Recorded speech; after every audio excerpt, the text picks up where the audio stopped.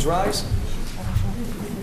I pledge allegiance to the flag of the United States of America and to the republic for which it stands, one nation, under God, indivisible, with liberty and justice for all. Thank you. Please be seated. All right. I just wanted to amend the agenda for two things. I want to remove item number 2 on consent and D14, discussion number 14, and add one item for special consideration for our shared service with Dutchess County. I'll present that as a motion. Can I get a second? Second. Louise, all in favor? Aye. Thank you. Sir? Oh. You didn't do roll call. Okay, do roll call now. Councilmember Daniele, Present. Councilmember Istvan, Here. Supervisor Albra, Here. Councilmember Foreman, Here. Councilmember Rye. Here. Okay, we don't have any minutes today? No. Thank you. Our first presentation is going to be a proclamation presenting for the town of Fishkill, Fireman James Gallu and Fishkill, and New York State Police Trooper Francis W. Rush. We have a little video we would like to show first of this event and about this presentation.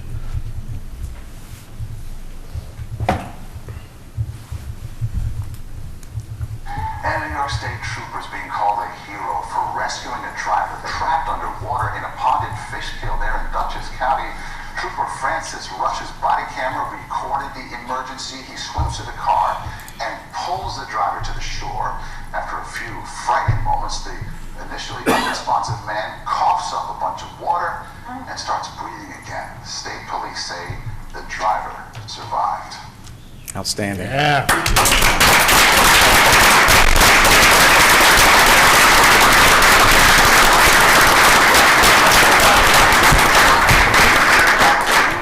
So the federal government. turn off. So the town of Fishkill would like to read a couple of proclamations and also our county legislatures. So I'm going to start the first proclamation with Councilman Foreman. Mr. Foreman? Do you want them present Yeah, they can come up. I'll bring you guys all up. on the front? Okay, proclamation recognizing the heroism of Village of Fishkill Fire Prevention Specialist James Gallu. Whereas James Gallu is a fire prevention specialist with the Village of Fishkill Fire Department and the New York State Office of Fire Prevention and Control. And whereas on or about August 17, 2022, Fire Prevention Specialist Gallu responded to an emergency call on Westridge Drive in the town of Fishkill. And whereas upon arriving at the scene, Fire Prevention Specialist Gallu observed a vehicle and a body of water which was quickly becoming submerged. And whereas Fire Prevention Specialist Gallu did immediately and with complete disregard for his own safety, dove into the water and swam to the vehicle. And whereas, as the vehicle was sinking, Fire Prevention Specialist Gallu was able to assist in extricating and surfacing the motorist, who was unconscious. And whereas Fire Prevention Specialist Gallu assisted in bringing the motorist to the shore to receive medical attention. Whereas members of the fire rescue profession risk their lives on a daily basis to protect and serve the public. And whereas on occasion, these members of fire rescue voluntarily place themselves in life or death situations, such as this emergency, and perform acts of heroism above and beyond the call of duty. And whereas through his actions on or around August 17, 2022, Village of Fishkill Fire Prevention Specialist James Gallu did perform an act of heroism in the town of Fishkill, which fully merits the recognition and gratitude of the Fishkill community. And whereas the town board seeks to recognize those individuals who will go above and beyond to perform an act of service to the Fishkill community. Now therefore be it resolved, the town board of the town of Fishkill does hereby proclaim its gratitude to Village of Fishkill Fire Prevention Specialist James Gallu in recognition of his act of selfless heroism in saving the life of a motorist on August 17, 2022. And be it further resolved, the town board of the town of Fishkill shall present a copy of this proclamation to Village of Fishkill Fire Prevention Specialist James Gallu at the October 19, 2022 town board meeting or soon thereafter as possible, in the spirit of gratitude and recognition, by order of the town board of the town of Fishkill on this 19th day of October 2022.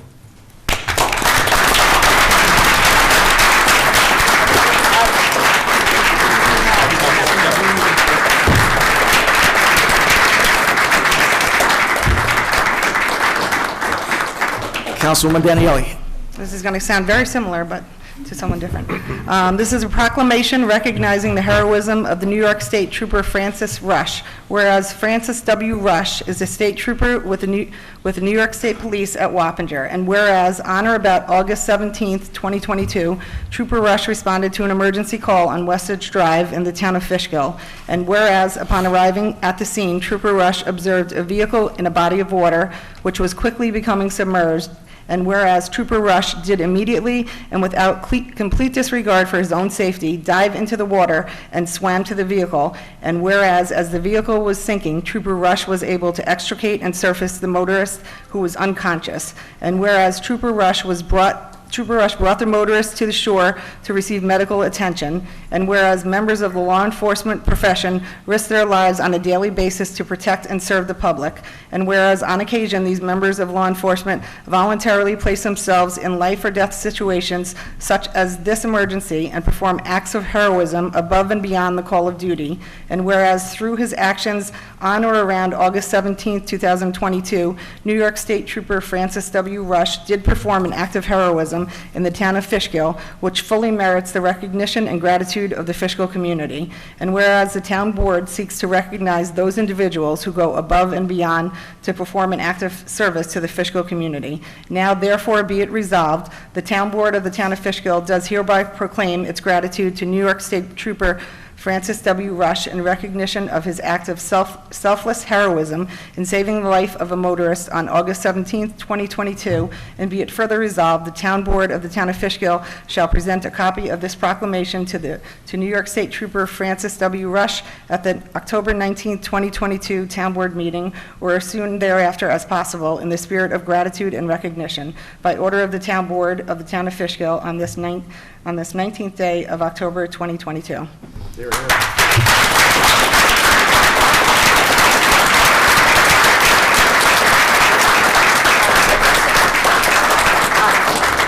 got two from our legislatures. Ozzy, can I say?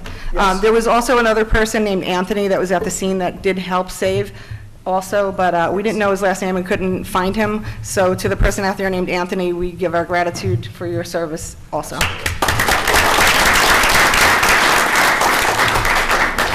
Doug, Yvette, our two county legislators. They can go right to the podium. Right to the podium. Good evening, everyone. We are Legislator McCool and myself. I am Legislator Valdez-Smith. We are here to give our commendations from the Dutchess County Legislature. My commendation is for Trooper Francis Rush.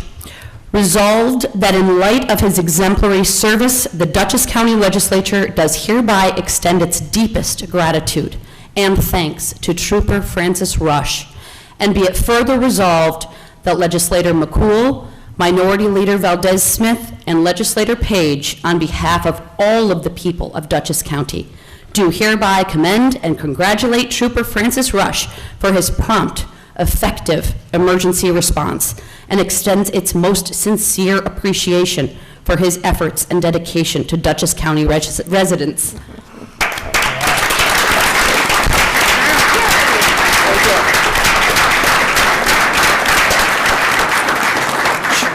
Trooper Rush and Firefighter Galoo. I just have to say a personal note. Our community is filled with incredible people.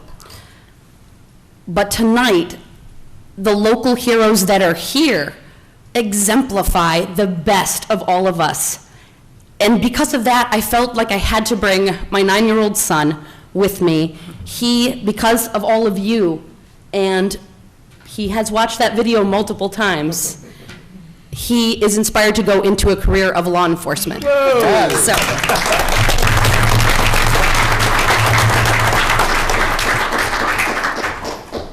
Yvette, just bring your son. Yvette, just show your son up here so people can. Show him off. Show your son. Show him off. Let's see that young trooper. Yes, that's a future trooper. There he is.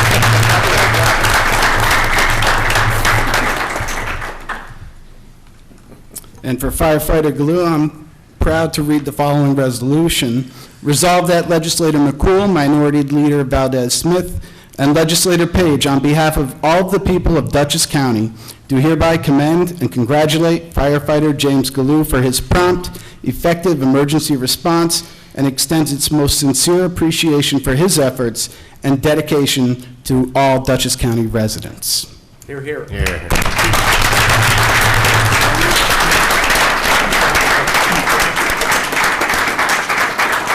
I'm going to quickly echo Minority Leader Valdez Smith's comments, because you would think we might have prepared these together on the car ride over, but we didn't. At the time the video was first released, my 12-year-old son was watching, and then later that night, and I'm embarrassing him, so none of his friends tell him that I said this. Later that night, I found him in his room doing push-ups. Okay? And I said, "What are you doing, man?" And he said, "I looked up the physical training test to become a Marine and a state trooper because of Trooper Rush's actions." And he said, "That dude is jacked," quote, unquote. Awesome. Want to take a picture? Yes, let's come toward in front of the seal, gentlemen.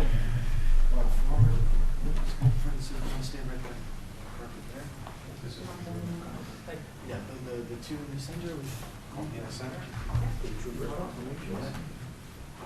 Get these guys here. Yeah, we'll go in the back. We'll move forward. Ozzy and Carmine in the back.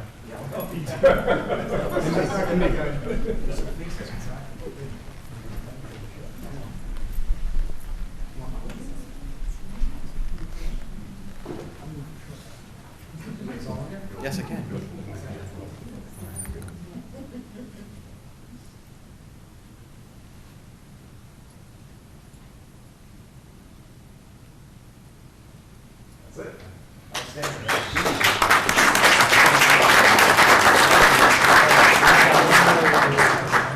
Good seeing you all. Same.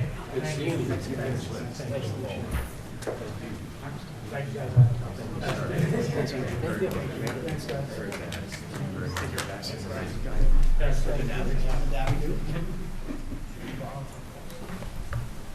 Thank you guys for coming. Thank you.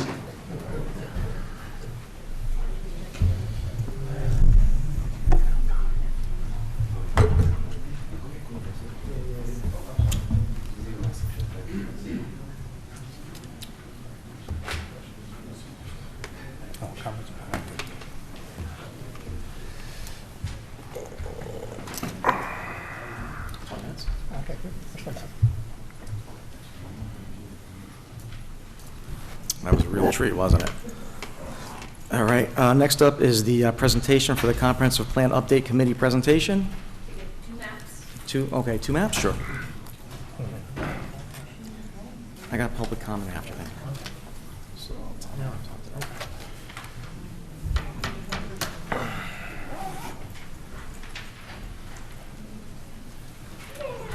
I'm just gonna hold them. Okay, yes, all right. Okay.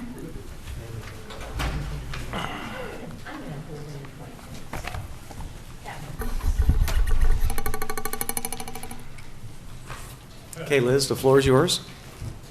Mr. Cantor? You know what?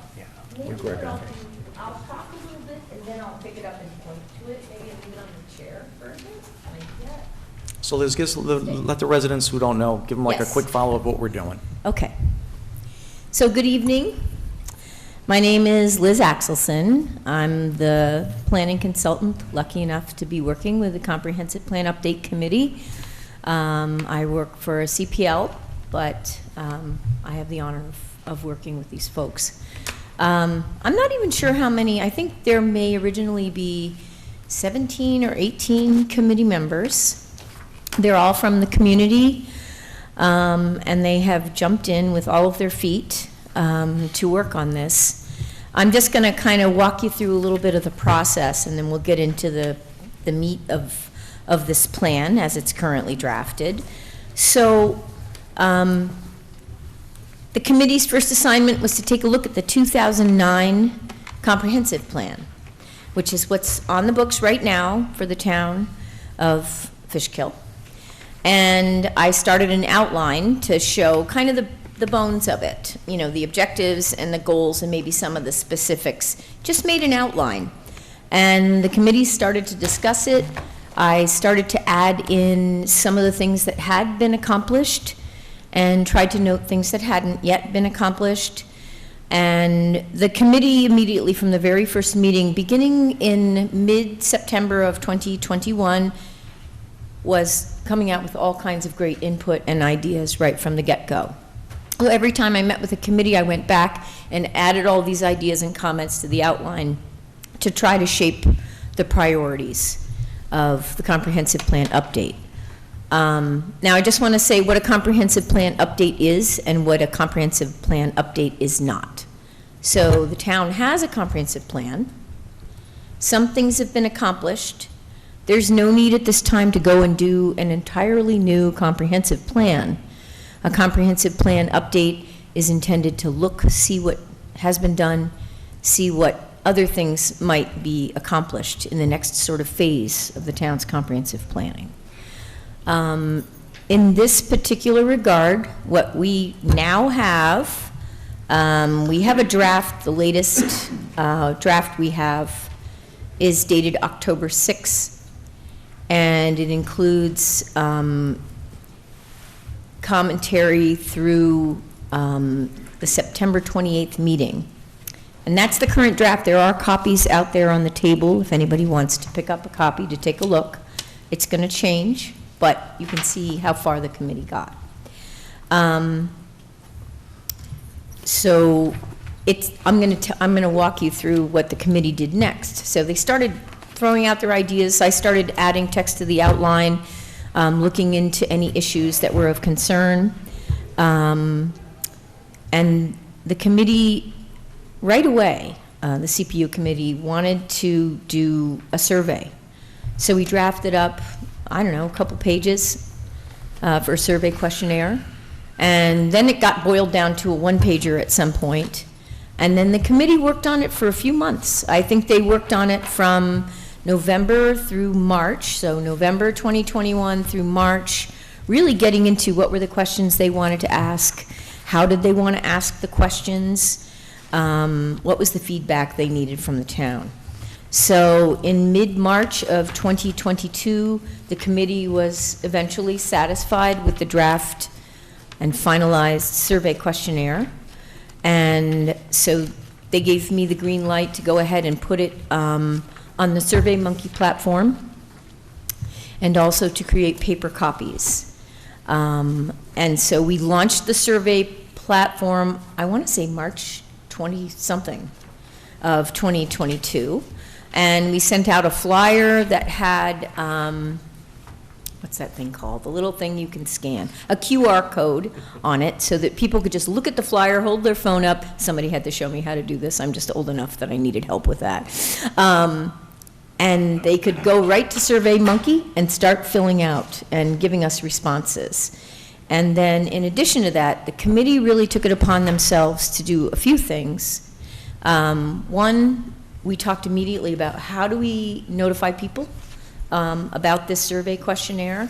So we kind of tasked each other with things to do. There were members of the committee that I believe took, I don't know, 50 or 100 copies between various committee members out to places where perhaps senior citizens were living and weren't maybe as capable of driving and going places as the rest of us, so that they could fill it out in paper. It was also distributed to the recreation department because that's a popular place, so they had the flyer.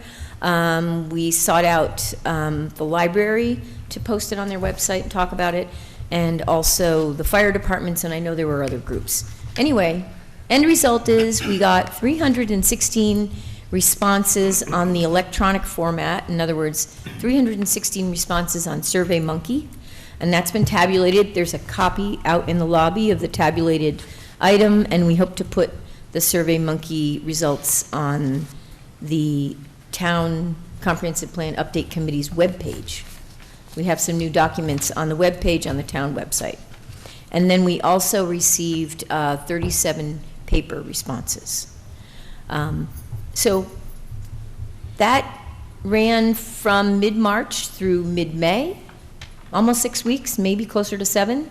We got a lot of feedback from the public, and the Comprehensive Plan Update Committee dove back into many, many meetings, going through, pouring through all the comments and the responses, and adding more concepts and ideas and specifics to the Comprehensive Plan Update text. And then their next step in reaching out to the public was to create the format for and a flyer for, and to hold a Comprehensive Plan Update open house, which was Saturday, October 8th, from 10 a.m. to 1 p.m. It was a drop-in, drop-out, come in, look at our maps, look at the survey responses, look at the draft plan, talk to the committee members, and so that went for a few hours, and we even had some people hanging around afterwards. So we've done some outreach. And then I just want to, now that you know what the Comprehensive Plan Update is, and that our text is the latest revised October 6 copies out there, I'm going to walk you through kind of the basic parts of it. The first page is an introduction that kind of really talks about the town and kind of invites people to think about the community that they live in. The next part, very important, the vision, which is a vision looking ahead, a big picture for what would the committee like to see on behalf of the town, and hopefully the town would like to see what's in that vision statement. And then we start getting into the more detailed things. I just want to touch base for a moment. When you're looking at the Comprehensive Plan Update,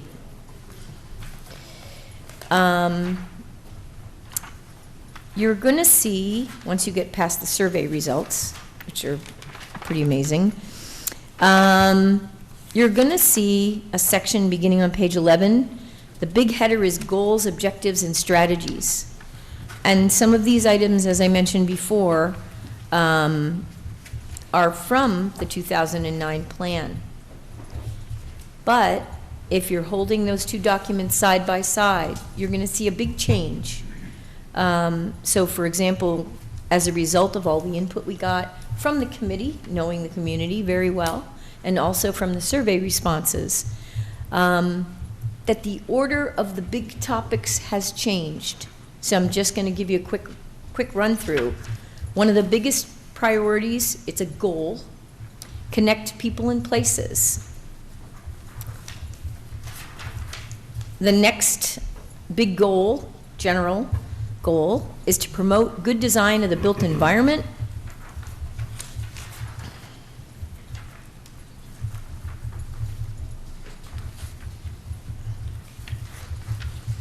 The next big goal is to create great places for people and animals.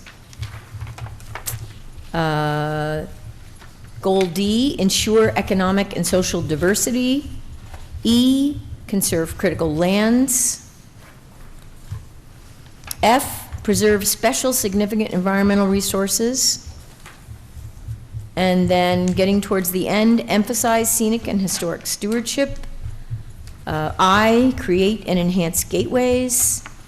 J, the goal is to coordinate with school districts. And K, the goal is to work cooperatively with neighboring municipalities. So those are the big themes in there.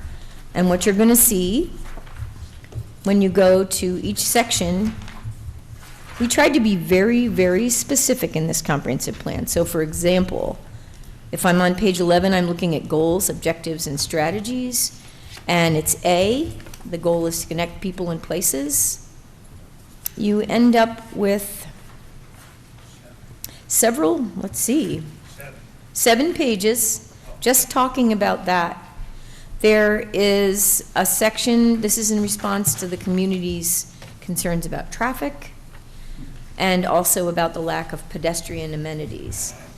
And just by way of example, the reason that this is so specific, this is a list. This is like a pile of work for the town to do over a long period of time through an implementation plan.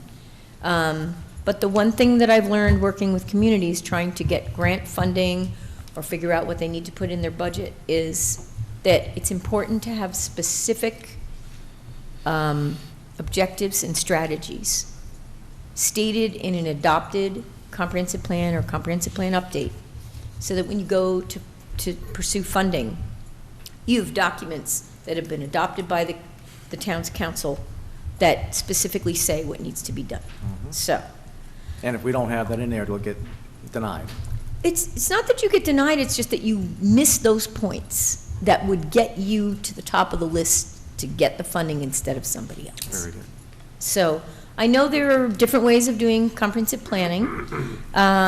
Anyway, so I'm gonna, let's see.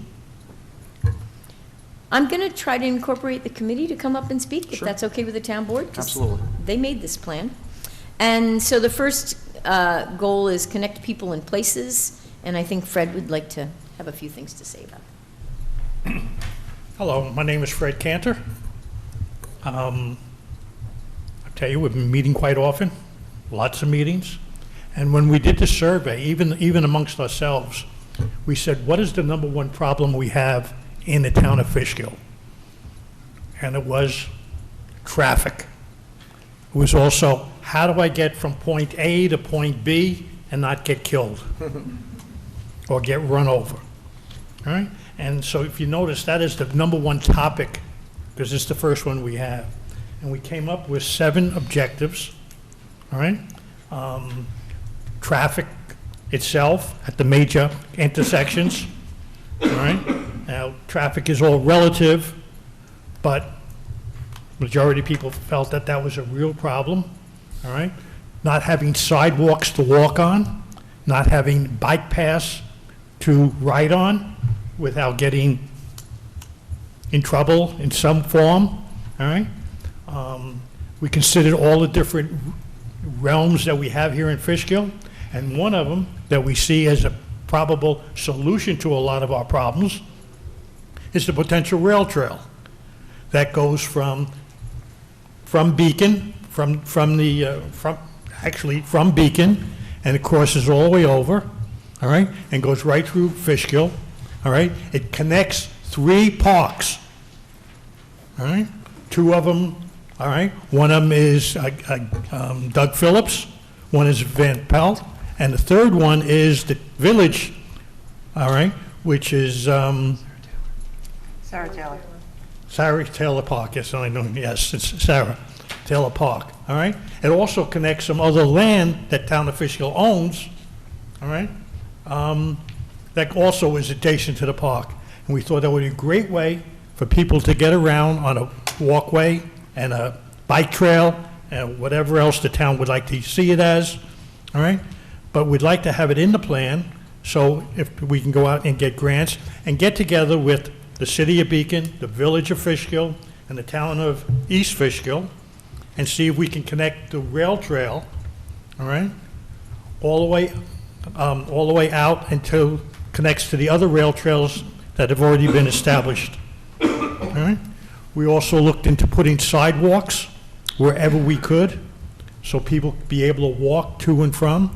We looked at doing something with transportation, coming up with a map, potentially, so people will know how to get from one point to another point. All right? And like I said, there are 7 objectives.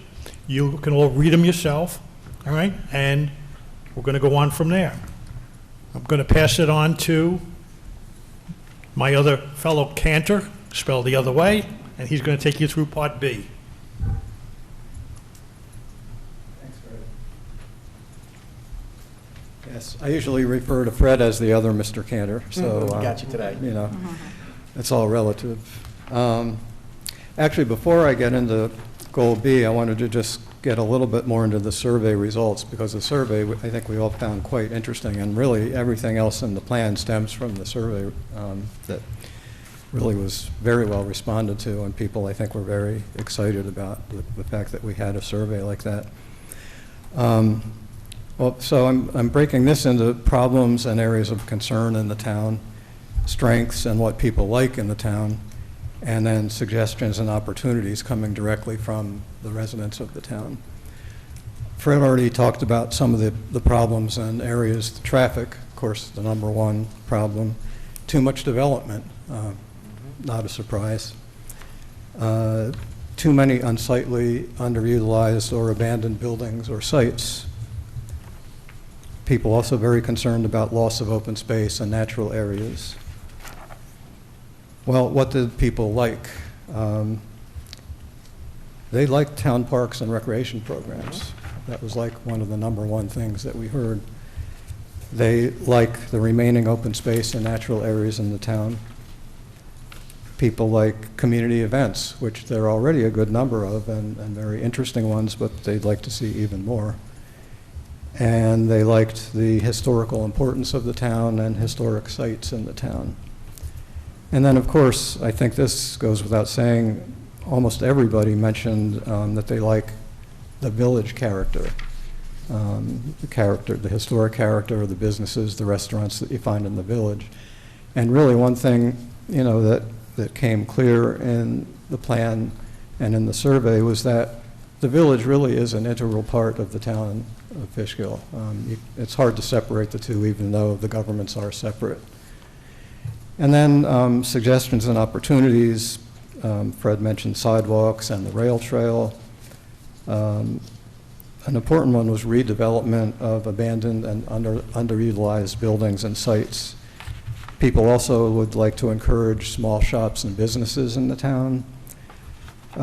We heard from a number of people who would like to discourage big box types of stores and chain stores. Seems to be a lot of them already along Route 9, and so they would rather, you know, preserve the remaining small town character of the town. And also there were a lot of comments about preserving remaining open space and significant natural areas, aquifers, wetlands, significant wooded areas and the like.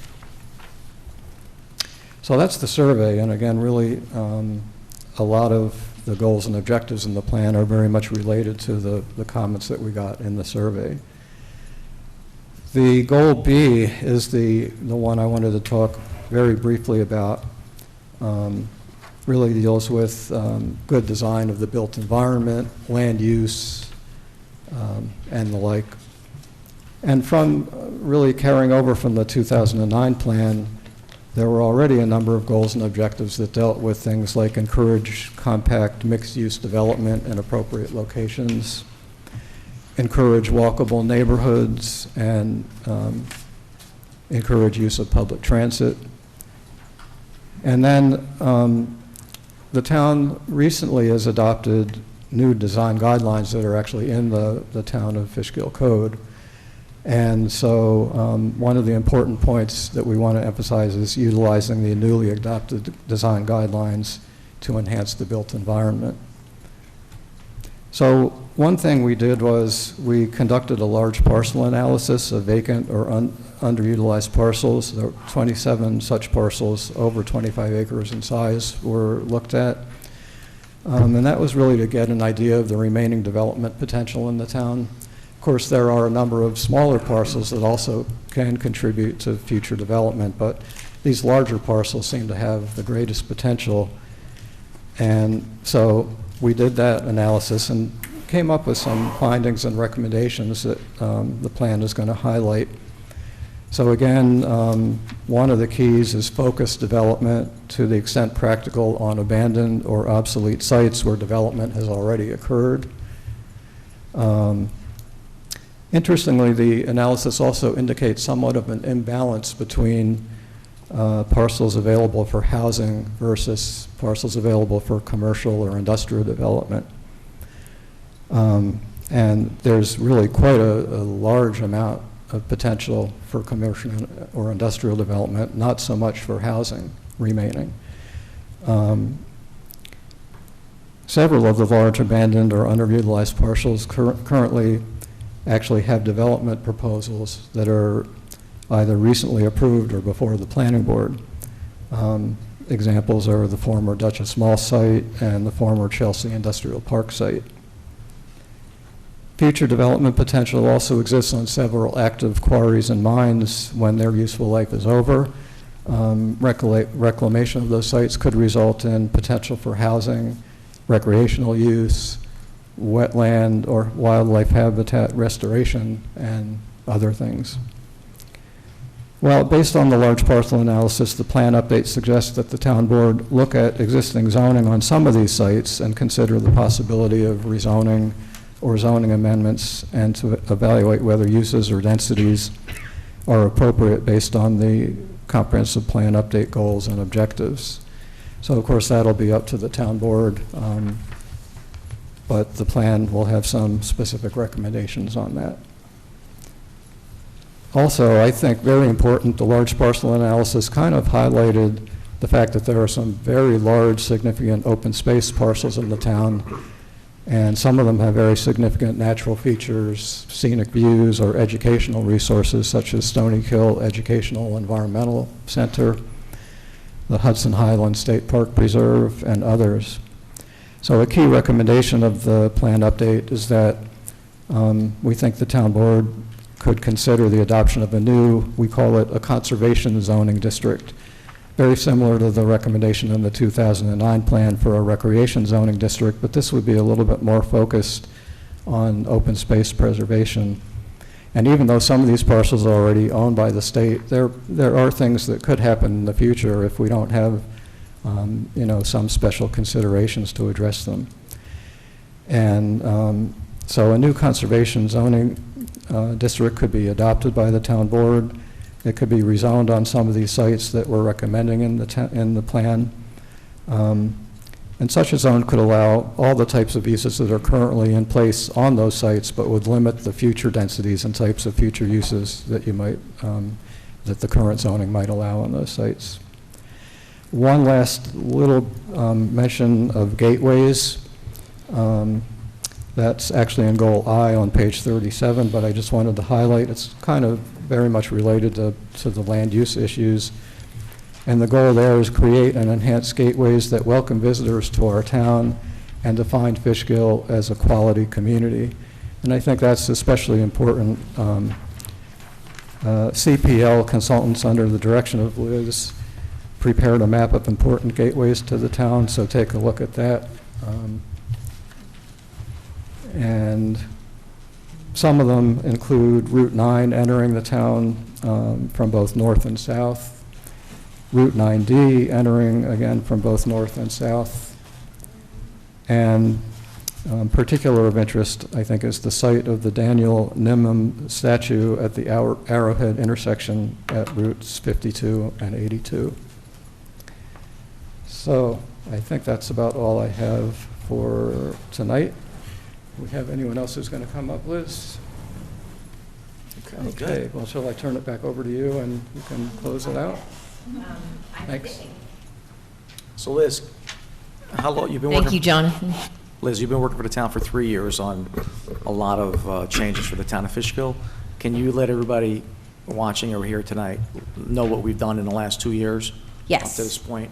Yes. So it's not just this, we've done a lot more than Right. just this. Yeah, and that kind of gets me back to the implementation of a plan. So the comprehensive plan that was adopted in 2009 had a lot of objectives to improve zoning, and some of them had been done, but there were a few that needed to be done.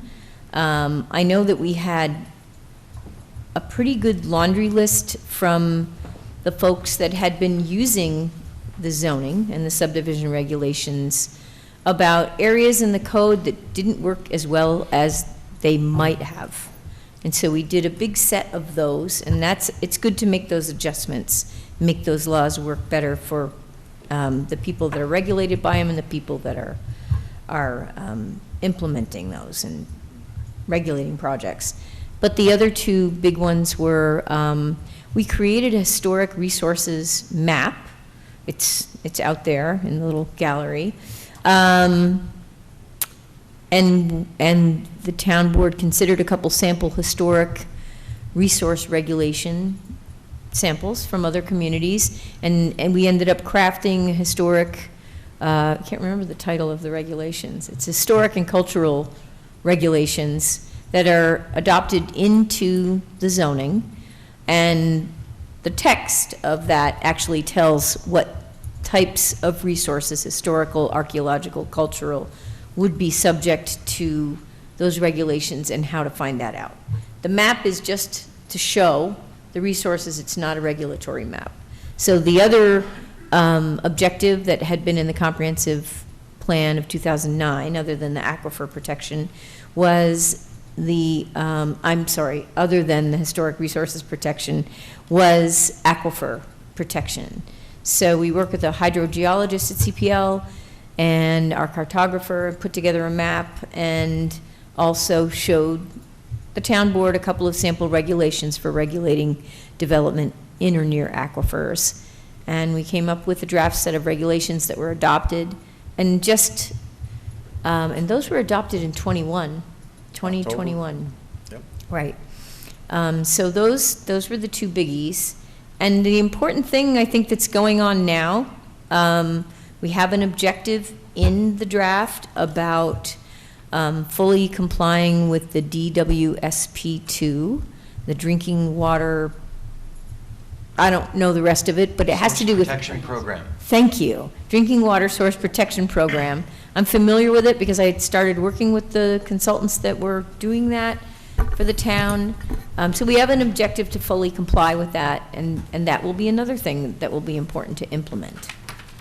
If I may, I was talking to Liz and the supervisor and a fellow councilmen and women, is that I would like to identify on these maps for the county and the state, and specifically for our highway. We have 11 zones approximately where our snow plowers go out and plow the roads and salt and sand the roads. I'd like to identify where our aquifers are that have the highest sodium content. And then when we identify the crew leader in that zone, they would understand to use less salt or maybe some other product that will actually lessen the sodium intake going into our aquifers. This is something I'm big on. This is something I will help Liz on. I'm going to work with the highway with this. I think it's very important that we identify these areas, and then we slowly look at other implements to treat the roads with a brine, a magic salt, and other products that, something similar that I looked at Lake George, they implemented. And they actually took their sodium content down, and within 2-3 years, down to half. So I think it's something that we can do, and it'll be great to have a map to identify. So in the highway department or in the town hall, we can identify where those aquifers are and where we need to lessen our salt put down on the roads. Yeah, we were truly blessed to have the state come down and spend $150,000 on the study. Not every municipality has this. You've been seeing me here talking about infrastructure, water and sewer. We're working on that. We're closing that out. But the future is the salt in the roads, like Carmine said. And the state came in after we did the aquifer protection and went further and identified the radiuses around these well fields that are at risk. So anything that's real close takes like 3 or 4 years to get into the water source. So this could take a couple of years, but at least we've identified the areas, and if we contain those areas, within 5-6 years, we'll be able to get those chlorides even lower. So it's a very good plan, and I'm glad my fellow board members agree with me. And if we put this plan together and we put it part of the program, and it shows on our comprehensive plan that we have an implement to reduce our sodium put down on the roads, and also we can meet with the county and the state to make sure, hey, if you're hitting near Snookwell aquifer there, easy on 84 Hill, maybe be more proactive and maybe using a liquid type of material. But this will help us get us grants. This will help us apply for grants that they see it in our comprehensive plan. It's very powerful. Yeah, This is very significant. I inherited a well field, the Snook well field, which is at the intersection of Route 9 and 84. Not a smart place to put a well field, in my opinion. But that's where they put it. That services about 1,000 units on Merritt Boulevard. And it opened up around 2005, 2006. A year after, the Dutchess County Health Department put them on the concern list. And just earlier this year, after 15 years, I was able to remediate that problem. So these problems cost a lot of money and take a long time to resolve. And having the capacity to have this in our comprehensive plan will help us with some grant money too. Because my predecessor's plan to resolve that well field and the Brickerhoff water source was $5.4 million. So I'm trying to get this done. I completed this well field project for $50,000, and I think I can get the rest of it done with ARPA money with no cost to the taxpayers. So it's very important to have a good water and infrastructure program. It's also very good to make sure we don't throw too much salt on the road. So this is good stuff. This comprehensive plan is great also. Continue. As we work together, and I say we, because it is we, residents, private contractors, we got to make sure the HOAs are understanding not to have their contractors put salt on the grounds without being covered, have proper barriers. So it's about educating the residents. And significantly, if we could save on salt and use other material, we could save money. If we use less blending of the village water, blending with the other water, we'd save money. So there's a lot of win-wins here for everybody. You know, Liz, when we talked about the water protection, aquifer protection, we didn't get too much into the septics because septics weren't a problem in the town of Fishkill. The chlorides are, so that's what we got to be working on. Liz, I just had a question about the parks. Were you able to put something in there for the parks? Where we had a problem with trying to get a grant previously in the past and we didn't have anything in there. Yes, there's Yeah. specific language in there. Okay.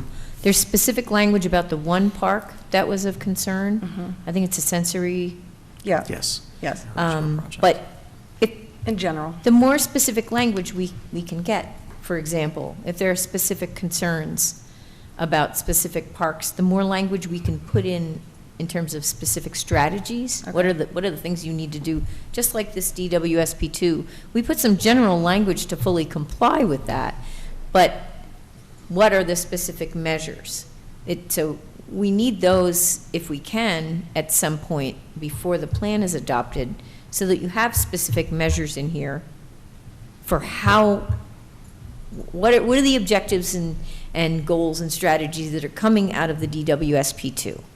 Just so we can put more specific language in, because it will make it another item besides adopting the DWSP2. Sorry, I keep repeating that. That will give you some power to apply for funding or to budget money that you need, rural money that you need, but also having it in another adopted document. So Yeah, specifics are good. The DWSP2 requires us to review it every couple of years and show a plan. So if And there's part any of the plan draft would be- text, is there any draft text that we can look Greg? at, or? The state-supplied technical assistants who have been working with us on that just received their comments from New York State, who reviewed our draft plan. They're revising and finalizing that plan based on those comments, and we'll be presenting it to the town board probably next month, at which time the board can vote to adopt it, and that language can be included perhaps as an appendix in the comprehensive plan, or If however it is there's- that you want to incorporate it. If there's any way, well, it would be helpful to, not adopt all of it, but maybe some specifics from that. So if there's any language that can be shared so that we can beef up our section a little bit more. Obviously, it will refer to the DWSP2. I will be happy to set up Whatever. an email chain where you and Liz Moran can That would be great. communicate directly on that. The two Liz's can put your Put heads Carmine together. in it. And Put Carmine on that too. And And Carmine as well. Michael, so that Michael way- too, I want him to learn Okay. this. Okay. You four. Okay. Well, so All right. we've covered some of the environmental concerns towards the middle to end. But we do have, let's see, one of the goal areas is to create great places for people and animals. Where did, Do you want to come up and say anything about it? That would be great.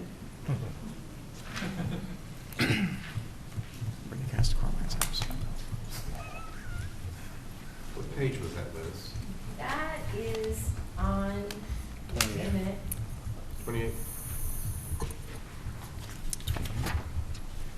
Yep. It's Goal 28. C. I have a different copy, 28. but it's Goal C.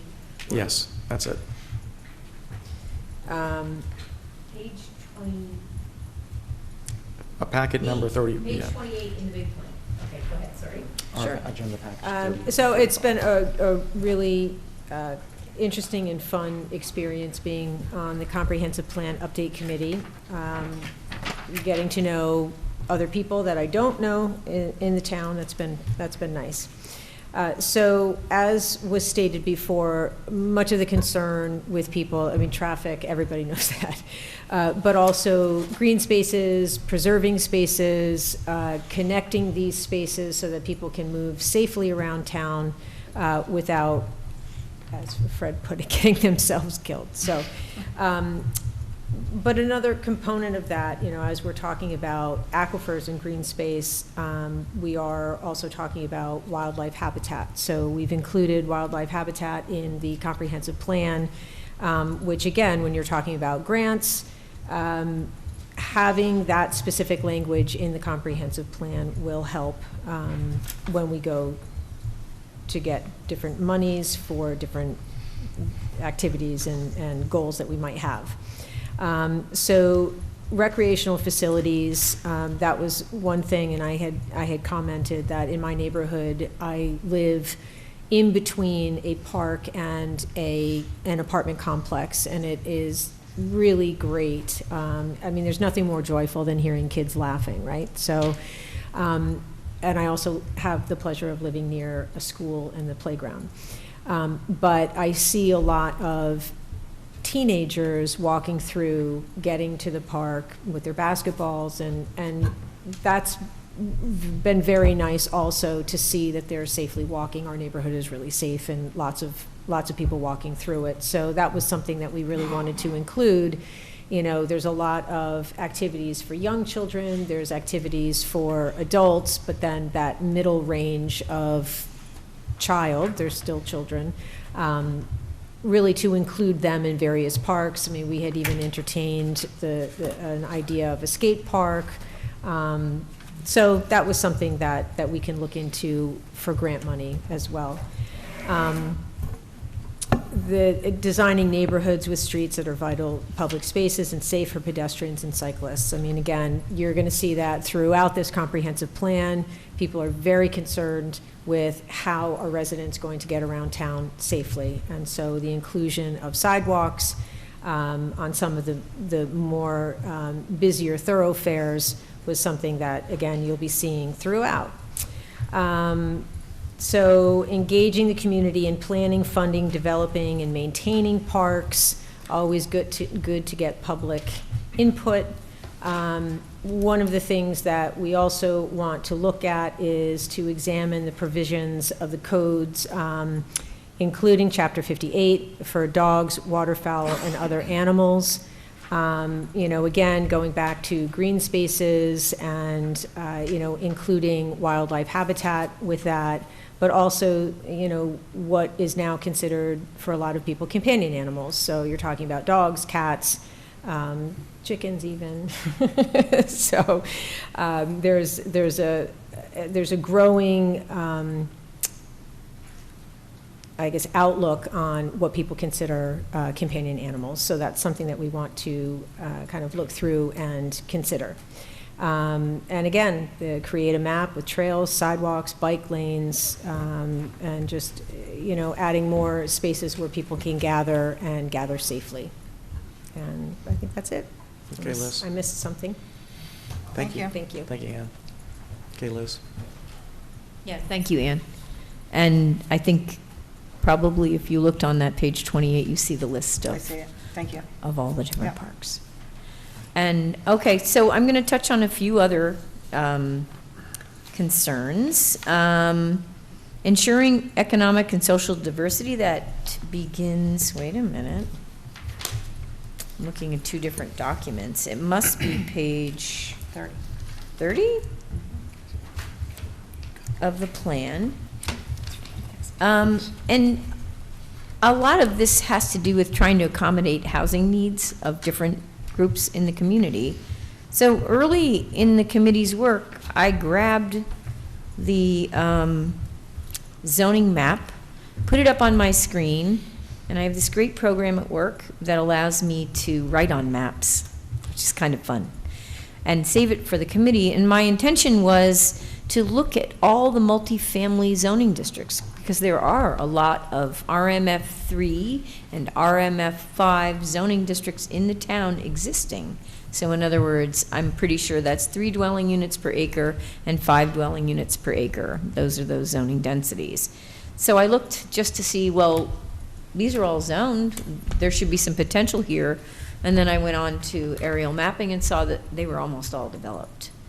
And that was in part the impetus for looking at other large parcels, just to look around out there and see, well, what is left? What's the quality of that? If it was to be developed to create any kind of compact housing or homes, how would that be done? That led us also to the concern about water, public water and public wastewater sewer facilities and their availability, or the lack thereof. And so we had Michael Tremper come to a meeting, and he shared a lot, and I still have to do the write-up on that and see what Brian had in his notes, and then go back to Mr. Tremper. So there are some limitations trying to put together how do we create the public facilities necessary to be able to create compact housing, which kind of brings us back around to preserving habitats and development that has a better design to it. Because what happens with single-family lot development, it's a wonderful thing, you know, but it sends roads and driveways and all these fingers out into undisturbed lands where there may be the potential to have a more compact design. People could still have their own place, but on a smaller lot. And that's why there's some emphasis about sticking to better design methods. Can you elaborate on page 33, number B? Consider renewing the conservation cluster regulations to incorporate density calculations in which constrained lands are deducted. Can you explain what that means?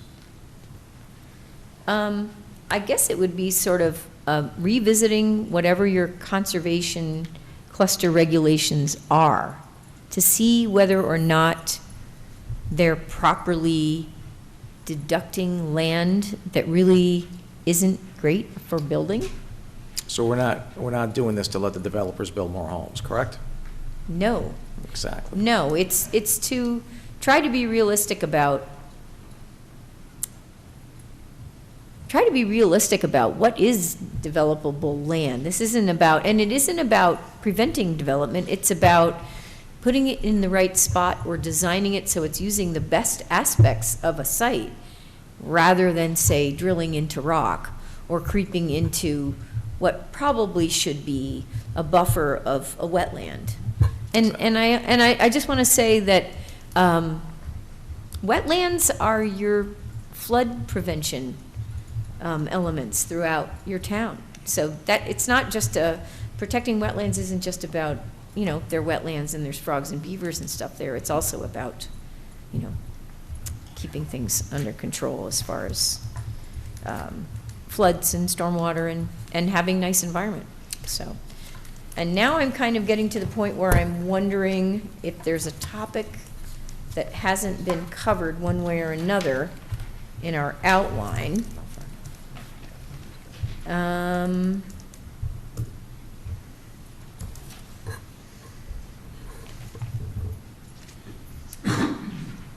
I think the items E through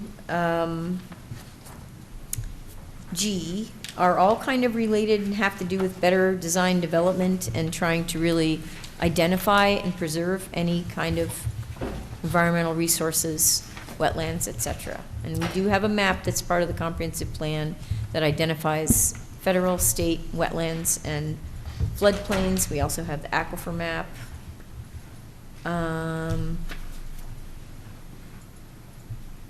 And then, Jonathan, you already spoke before about the gateways. And part of that, protecting the gateways, will have to do with better design.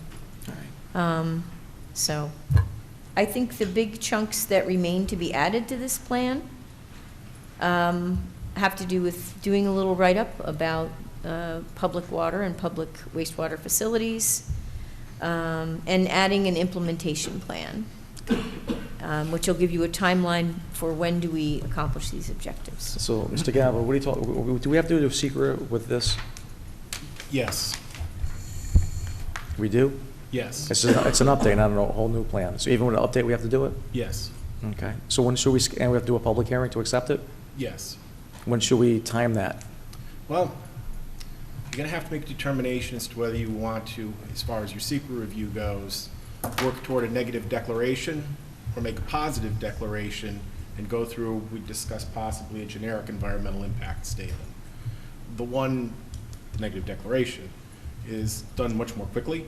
Okay. However, you're going to have to thoroughly document the reasons that you can adopt a negative declaration, finding there'll be no potential adverse environmental impacts from the various policies and programs that are being proposed in the comprehensive plan update.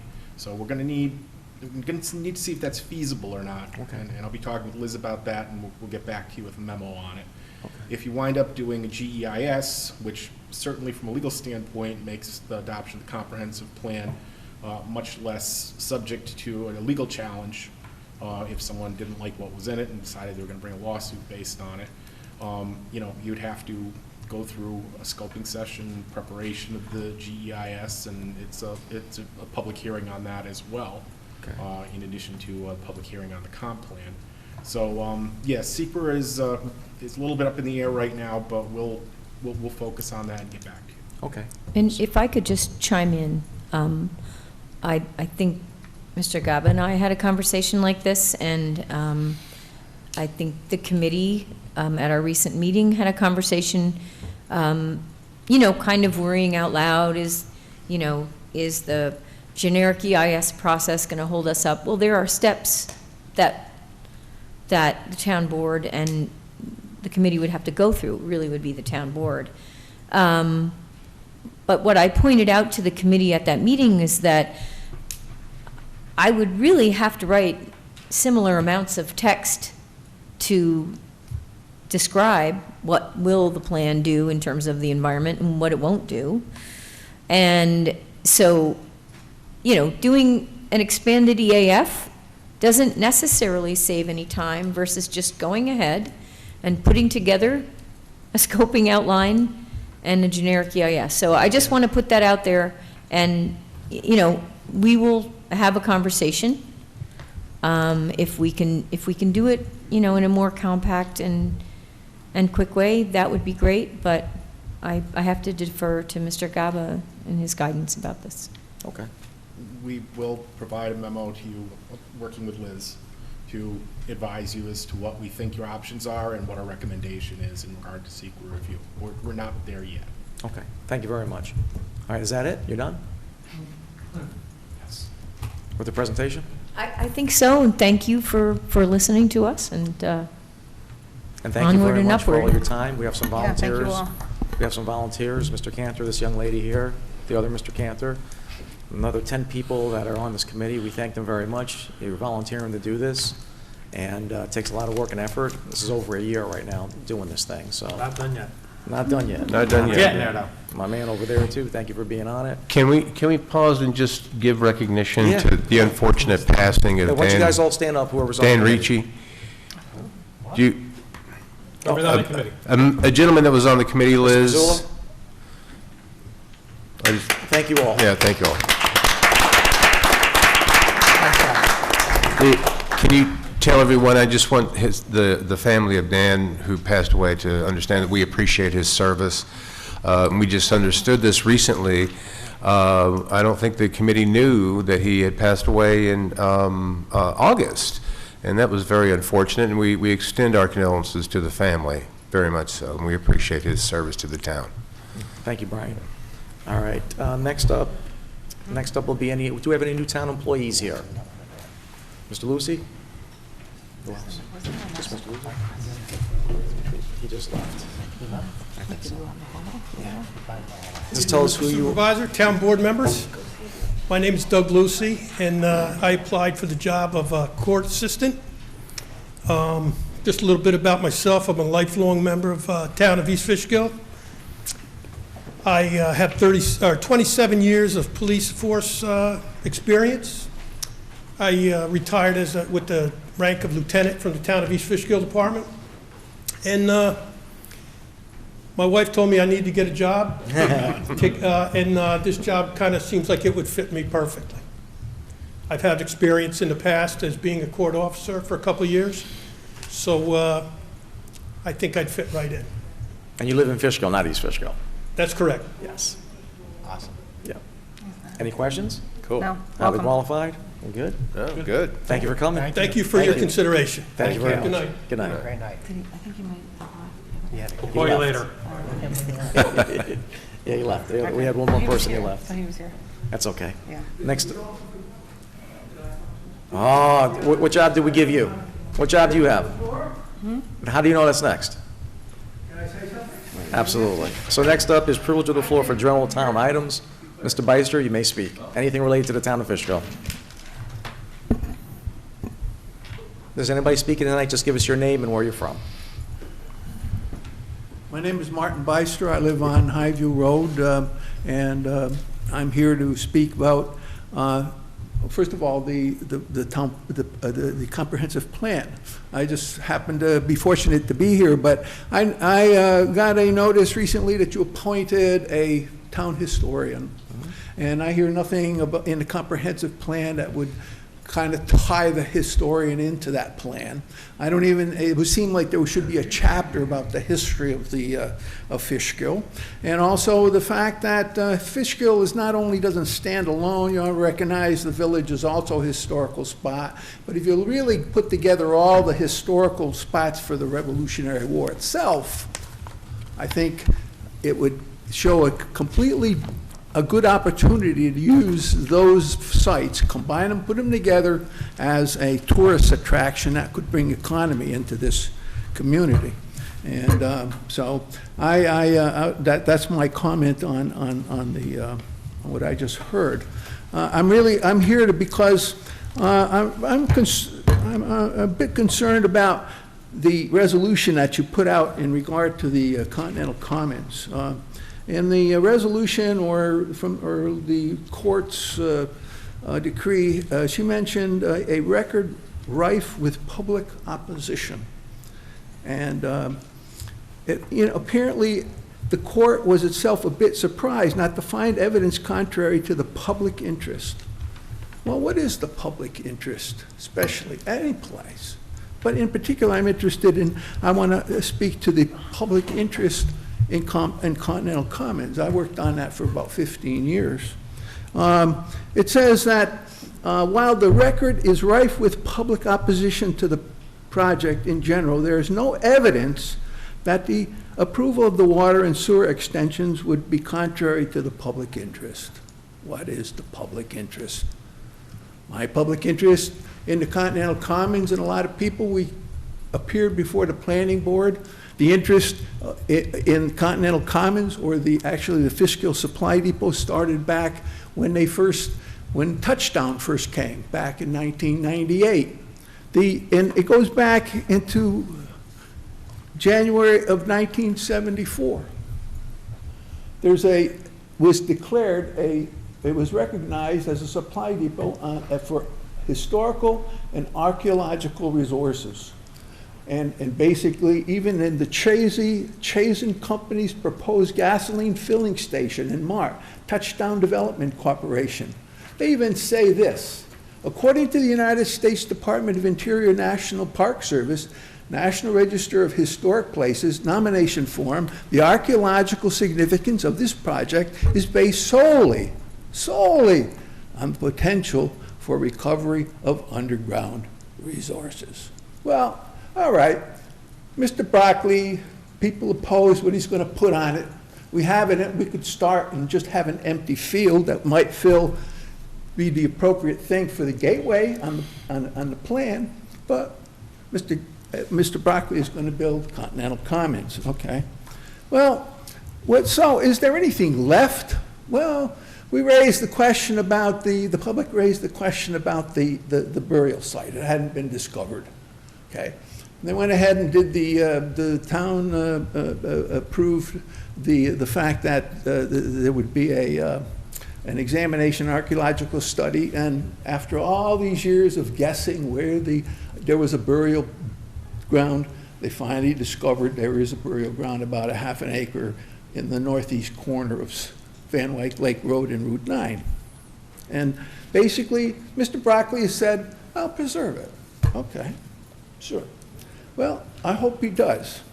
But there is one more thing that hasn't been done, and this is my personal interest, my public interest, is the underground, the archaeological and cultural resources that still remain underground. I think, for whatever reasons there are, there was never properly addressed. There's a letter, first of all, it starts out right here in 1974 that the sole purpose, potential for recovery of underground resources. Okay? I'm going to leave these, and hopefully they'll be part of the record. But in 2009, there was a report that first summarized all the underground resources that existed on the site. Then, Hartkin, when it was under Mr. I think Gerudis's property, or they call it the Fishkill Finalmente LLC property, there was a Hartkin study that even went into it more deeply, had maps showing all the underground resources, even proposing a plan for examining them carefully. And then a letter to the town planning board by a professional archaeologist criticizing the information or the judgments that were rendered based on the information that was presented before the board.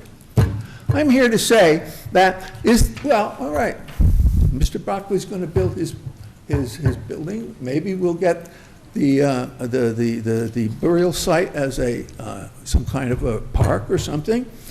But basically, to me, there is one more chance that maybe when they start putting in the piping or examining the piping to do the water and sewer extensions, you already put, I think, in the approval that you need to approve, or you will exactly review, or the town board will review the piping that will go in. In that process, it's going to be installed. I am recommending, not recommending, I'm asking. I petition the town board to assure Continental Commons will accommodate for the entire Continental Commons site the identification, documentation, and preservation of the archaeological resources exposed or encountered over the course of construction, starting when the ground is first disturbed until the final landscaping is completed. Maybe you won't do that, but I'm asking for it. I personally think the town, in fact, the whole region is losing out by not recognizing that we have a very valuable historical resource that's never been really fully examined. I hope something about historical sites will be in the comprehensive plan. And I also would like to say that even though the site will be built over and covered over, there's those resources that remain on the site underground should be preserved as best as possible. When Mr. Broccoli and his Continental Commons disappears, sooner than later in my hopes, then perhaps we'll have another chance to put that property in the proper, have the proper respect for that property. Thank you very much. Thank you, Mr. Beister. Thank you, Mr. Beister. Anybody else? Just your name and where you're from. Hi, I'm Kathy Amarata, and I'm from Fishkill. I live at the Regency condominiums off Merritt Boulevard in Fishkill. I would like to address the homeless panhandler problem in this area. I have witnessed for 1 year the homeless people in the street and in the median on Merritt Boulevard asking for money with their signs. This property is owned by Walmart. There is a red sign on the median stating, quote, "No soliciting or loitering on Walmart property," end of quote. But the panhandlers are there daily. Not only is this dangerous for them, it is a distraction and extremely dangerous to the drivers. There is an elderly woman who stands at the entrance to Merritt Boulevard on the corner of the median and Route 9. There are times she's very close to your car as you make a left turn. I have spoken to 3 in-store managers at this Walmart, stating there is usually garbage on the ground left behind, are cups, bottles, bags. All 3 managers acknowledged my concern and stated they are aware of it all, stating they pass it too. Not only is the problem the same, now there's a man standing at the entrance to the Walmart parking lot with his sign standing in the street. You have to go around him with your car to exit the Walmart parking lot. As you may have seen, there is a man with young children at a table on the side of Dunkin' Donuts on Merritt Boulevard. Now he has moved to the median in between 4 lanes of traffic entering and exiting Merritt Boulevard. This is all such a dangerous situation in our community. I have been in touch with the Walmart headquarters several times recently on September 12th, the 24th, October 12th, and today. And there's no change. I've also met with our town supervisor on October 3rd. Why is it that Walmart, our town board, and our police department cannot straighten out this unsightly and extremely dangerous situation? The community needs to be safe. Thanks for your time. Thank you. Mr. Gabbard? Yeah, can we, Mr. Gabbard, can you review the recent law that was passed last year about solicitation of the police chief? I did already. Oh, with the police chief? Yes, I will. He says he has some, is that law good enough, or is there deficiencies in it? Should it be improved? Well, why don't you let me speak with the police chief, and we'll get back to the board with a memo. Sounds good. If I may say something, is that they're selling water, iced tea, right, and other products. You're not allowed to sell anything without a peddler's license. Right. We can fine them. I don't know why we're not doing that, number 1. Number 2, they need to pay sales tax. They're not doing that. So I understand, your heart hurts when you see that, but someone's going to get hit by a car, and someone's going to die. Absolutely. Yeah. Supervisor. Especially the kids, that are out there. We've talked to the police about this a lot, and it is a major concern, so I look forward to hearing what we can do. It's a concern to strengthen that and deal with it. But there's also freedom of expression or something with people. What? Well, that is a concern, but you do have a law on the books. Let me speak with the chief, and we'll see what can be done about the merit situation. Supervisor, just so you know that when they're in the road, they can get a ticket. So the police officers can be called and give them a ticket and enforce the laws that we have when they're in the road blocking traffic. So those should be dealt with. I mean, our law that we have on the books can be used, so I think they should be utilized. I think the law that we passed was good. I think it is The chief said he had some concerns. Let Mr. Gaba talk to the chief and see if we can incorporate the chief's concerns into an updated local law. I know, we did this before. I don't think I know, anything needs to be but- changed. I think it actually just needs to be enforced. When they're in the road, they need to get a ticket and be removed. I agree. So, Sir, Mr. Bono. Thank you. Honorable Supervisor Albra, members of the council, Madam Clerk, my name is Joe Bono. I'm the chairman of the Town of Fishkill Democratic Committee. I also live over here on Loudon Drive. Carmine knows where I live. Great job, by the way, this year. Place looks great. Thank you. I just want to rise briefly to, again, extend my personal gratitude to both Trooper Rush and Firefighter Galoo, and just make sure that, folks recognize that, as Councilwoman Daniele said, you're talking about actions that are truly above and beyond the call for both of these gentlemen. It truly is an inspiration. We have an individual tonight who is alive and with us that otherwise wouldn't be because of what they did. So please, I don't want that to be lost on anyone. And it truly is, again, an inspiration to me and should be, again, to all of us for how we just conduct ourselves in our day-to-day and pay attention to our neighbors. As far as I know, there's nothing in the VTL or the CPL or the penal law about jumping into a lake to try and save somebody who you don't know if anybody's down there, right? So this is not something that Trooper Rush had to go and do, and it truly is incredible. I do want to just underline that tonight. It really is just outstanding, outstanding work, and a testament to the individuals we got going into public service. So I wanted to note that and underline tonight, and just thank the council for giving credit where it was absolutely due, and setting an example for members of our community. It really is just outstanding. I'm really just thrilled about it. Want to also just thank the comprehensive planning crew. That, you know, it's always, I haven't been here for a while, so, you know, it's great to see the work that everyone's doing and to thank everybody for the time they put in. It really is thankless work a lot of times, and it does take commitment and dedication to community, so it really is just great to see. One other thing on a local personal note, I just want to note for the board, I was over at Gearin Park a couple weeks ago playing tennis. Aesthetically, the courts look like they're in pretty good shape, but if they could get resurfaced maybe, we got a little bit of a problem here, and it could pose a little bit of liability. Yeah. So, look, you know, you all know me, I'm very athletic and fleet of foot, so it's not a problem, right? But just like me. But I do, you know, want to just underline that for you guys. Maybe we can let the rec department know and get somebody over there. But otherwise, you know, the place is in pretty good shape, and there's people out there enjoying it. So just wanted to bring it to y'all's attention. And again, just finally, thank the council for all your work and your dedication. It's a tough job, but I appreciate your all service. And again, on back to a personal note, you know, Councilman Isfan, about this time last year, we had a conversation about a shovel. I look out my door, I don't see one. I was digging out my car to Dixie Cup all winter, so you know, we got to have a conversation about that, right? Otherwise, thank you all very much, and have a good night. We'll talk all soon, okay? Thank you. Yeah. Anybody else like to speak? Hi, Marie. Oh, she's got a lot written down. Good evening, Marie Campanaro. Marie, can you move it down a little? I just have a comment on The mic, thanks. I just have a comment, a short one, on the agreement with Mount Goulian.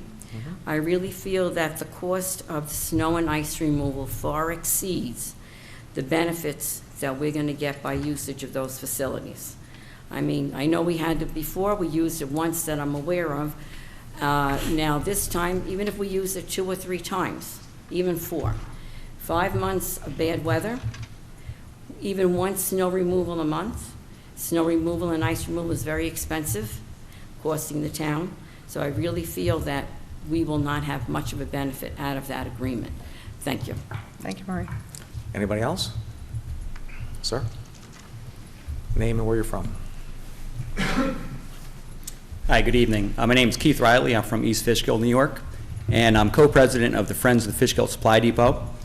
In light of the board's decision on October 5th to approve sewer and water for Continental Commons, I've been asked many questions by members of the Friends of the Fishkill Supply Depot, and frankly, I don't really have the answers. So maybe you can offer some insight after I give the questions out. First one I got was, does the Town of Fishkill Board have any responsibility to provide updates to the residents of Fishkill about when Mr. Broccoli submits his plans to the County Health Department?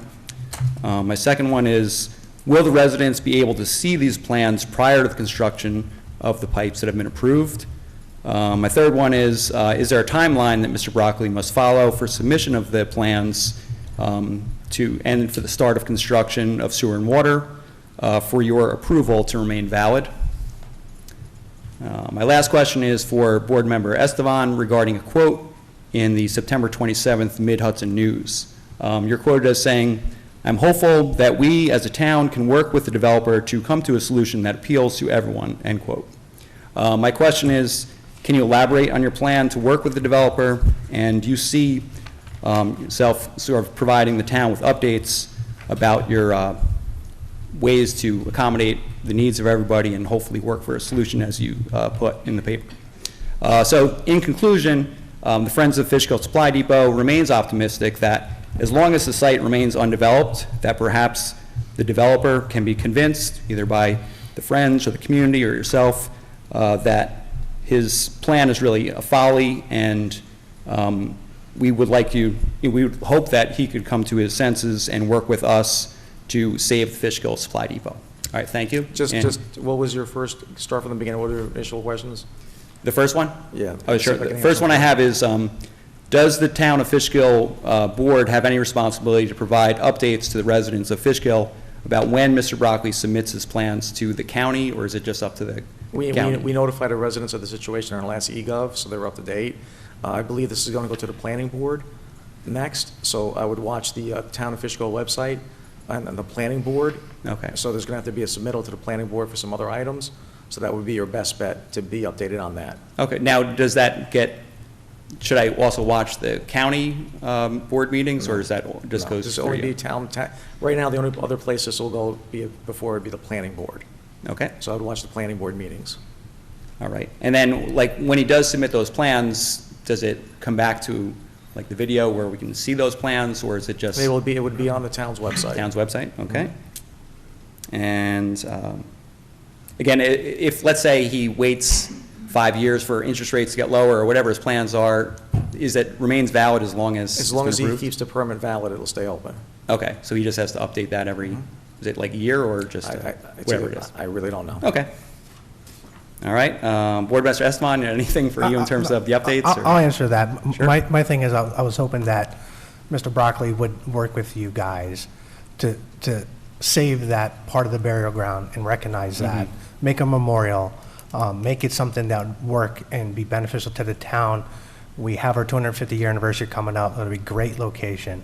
I just hope that everybody work together, and this has been so many years of strife, and there's so much emotion into this, that I just hope that together, collectively, we can do the right thing for everybody. All right. That's what I meant by that statement. Sure. And one last thing, because I guess prior to my involvement in the Friends of the Fishkill Supply Depot, there may have been a proposal by Mr. Broccoli. He states that he did work with us, but I've been with the Friends since 2015, and we've never made that. So, if Mr. Broccoli, if you run into him, or, we're open, we're not unreasonable people. Well, we understand it's been approved, and, there must be a way to go forward.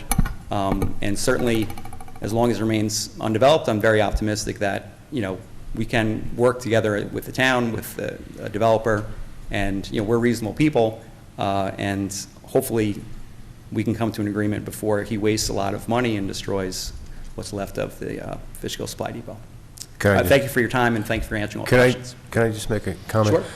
Kind of elaborating on what Carmine said. I mean, Carmine and I actually volunteered ages ago to do highway cleanup with Lance. Remember that, Carmine? And I've done it 3 times. There you go. yeah, and so, it's a very sensitive topic. I've got a lot of interest in what you just said, and I really, really hope Mr. Broccoli and everybody can calm down and come together on this and do something that's really right. It's absolutely something I'd love to see. And I think in the recent article, his paper of preference acknowledged that there's a Revolutionary burial ground on the site, and he acknowledged the cemetery. So that's in paper and writing. So I think that's a step forward. He did say in the article that he wants to put a little memorial there. So hopefully we can work this out. Okay, great. Well, thank you for your time, and have a good evening. Thank you. Thank you. Anybody else? No, hold on. Yeah, give them to the clerk. Ann? I first wanted to thank everyone again for unanimously voting for the CAT spay-neuter program. Residents have really given a lot of positive feedback at the stray help clinics. So kudos to you. I look forward to getting clarification on funding for next year's program. I also wanted to commend the new town historian for sharing his plans to bring tourism to the town. A self-guided tour where people can learn about a particular site by listening to an app right from their phone is a fantastic idea. Our entire town is rich with the makings of our nation. Before there was an app, actually, and I brought one with me. Here we go. In 2009, and I can share this with you, volunteers from the Fishkill Ridge Community Heritage composed something similar. So this is a walking bicycle tour, and it consists of 3 different lengths. You can walk through the village, you can bicycle, I think it's 6 miles, and then there's another one where you can bicycle 24 miles or something. So it takes you through really a large area in Fishkill and in the village. Townships can harness their unique and desirable assets to attract tourists. Let's welcome people to enjoy our environment and support local businesses. In other words, spend money here. According to a National Park Service report, well over 1 million tourists visited Gettysburg National Military Park and the adjacent Eisenhower National Historic Site in 2017, spending $68.1 million in communities near the two parks. Imagine what that can do for us. We have the fast approaching 250th anniversary of the signing of the Declaration of Independence, and Fishkill, I'm sure, will soon begin preparation. So I beg the question, how do we explain to visitors and residents during our celebration that we have demolished the very heart of the Revolutionary War? But fear not, we can simply say this is our modern history. I-84, Duchess Mall, Speedway, and the future failed project of the Continental Commons. Despite public outcry, these development plans went through. I don't blame you for the decades of failure on so many levels. Local, state, even federal government played a passive role in the desecration of this 74-acre parcel. You aren't the first politicians to wring your hands in self-proclaimed helplessness. However, you were not helpless in the decision to approve the CC project to extend the water and sewer pipelines. You actually had 5 choices: yes, no, abstain, recuse, or appeal. 3 board members unforgivably voted yes. Let's set aside the historic significance of the site and the millions of lost revenues to focus on the water and sewer. It is my understanding no one consulted with Camo Pollution Control, who manages our water and sewer. Residents can actually hear a very informative presentation made by the owner of the company, Michael Tremper, during one of the Comprehensive Plan Update Committee meetings, which was dated on October 5th. I couldn't find it on YouTube, but I'm sure that the town will update that and get that Comprehensive Plan meeting on the YouTube site. It sounded to me like we should really be getting our figurative house in order with water and sewer before adding more to it. It is the duty of our officials to educate themselves on issues and decide in the best interest of the residents. We don't need politicians crying politics. We need representatives who will advocate for the will and for the best interest of the people. Sadly, this is not the first time Fishkill's elected officials have put residents' water at risk in our modern history. And by modern history, I mean within the last 40 years. Mining directly above a regional aquifer located just south of this site puts tens of thousands of residents drinking water at risk. Again, despite public outcry, permission was granted to advance the benefit of a very few over the vast majority. And these are not exclusive incidences. Members of this town board have mentioned several times they hear from members of the Chamber of Commerce that Fishkill is not business friendly. It appears by the CPU survey results that the residents of Fishkill have serious concerns about overdevelopment, reutilizing dead space, and supporting existing businesses. Being pro-business and pro-residents are not mutually exclusive.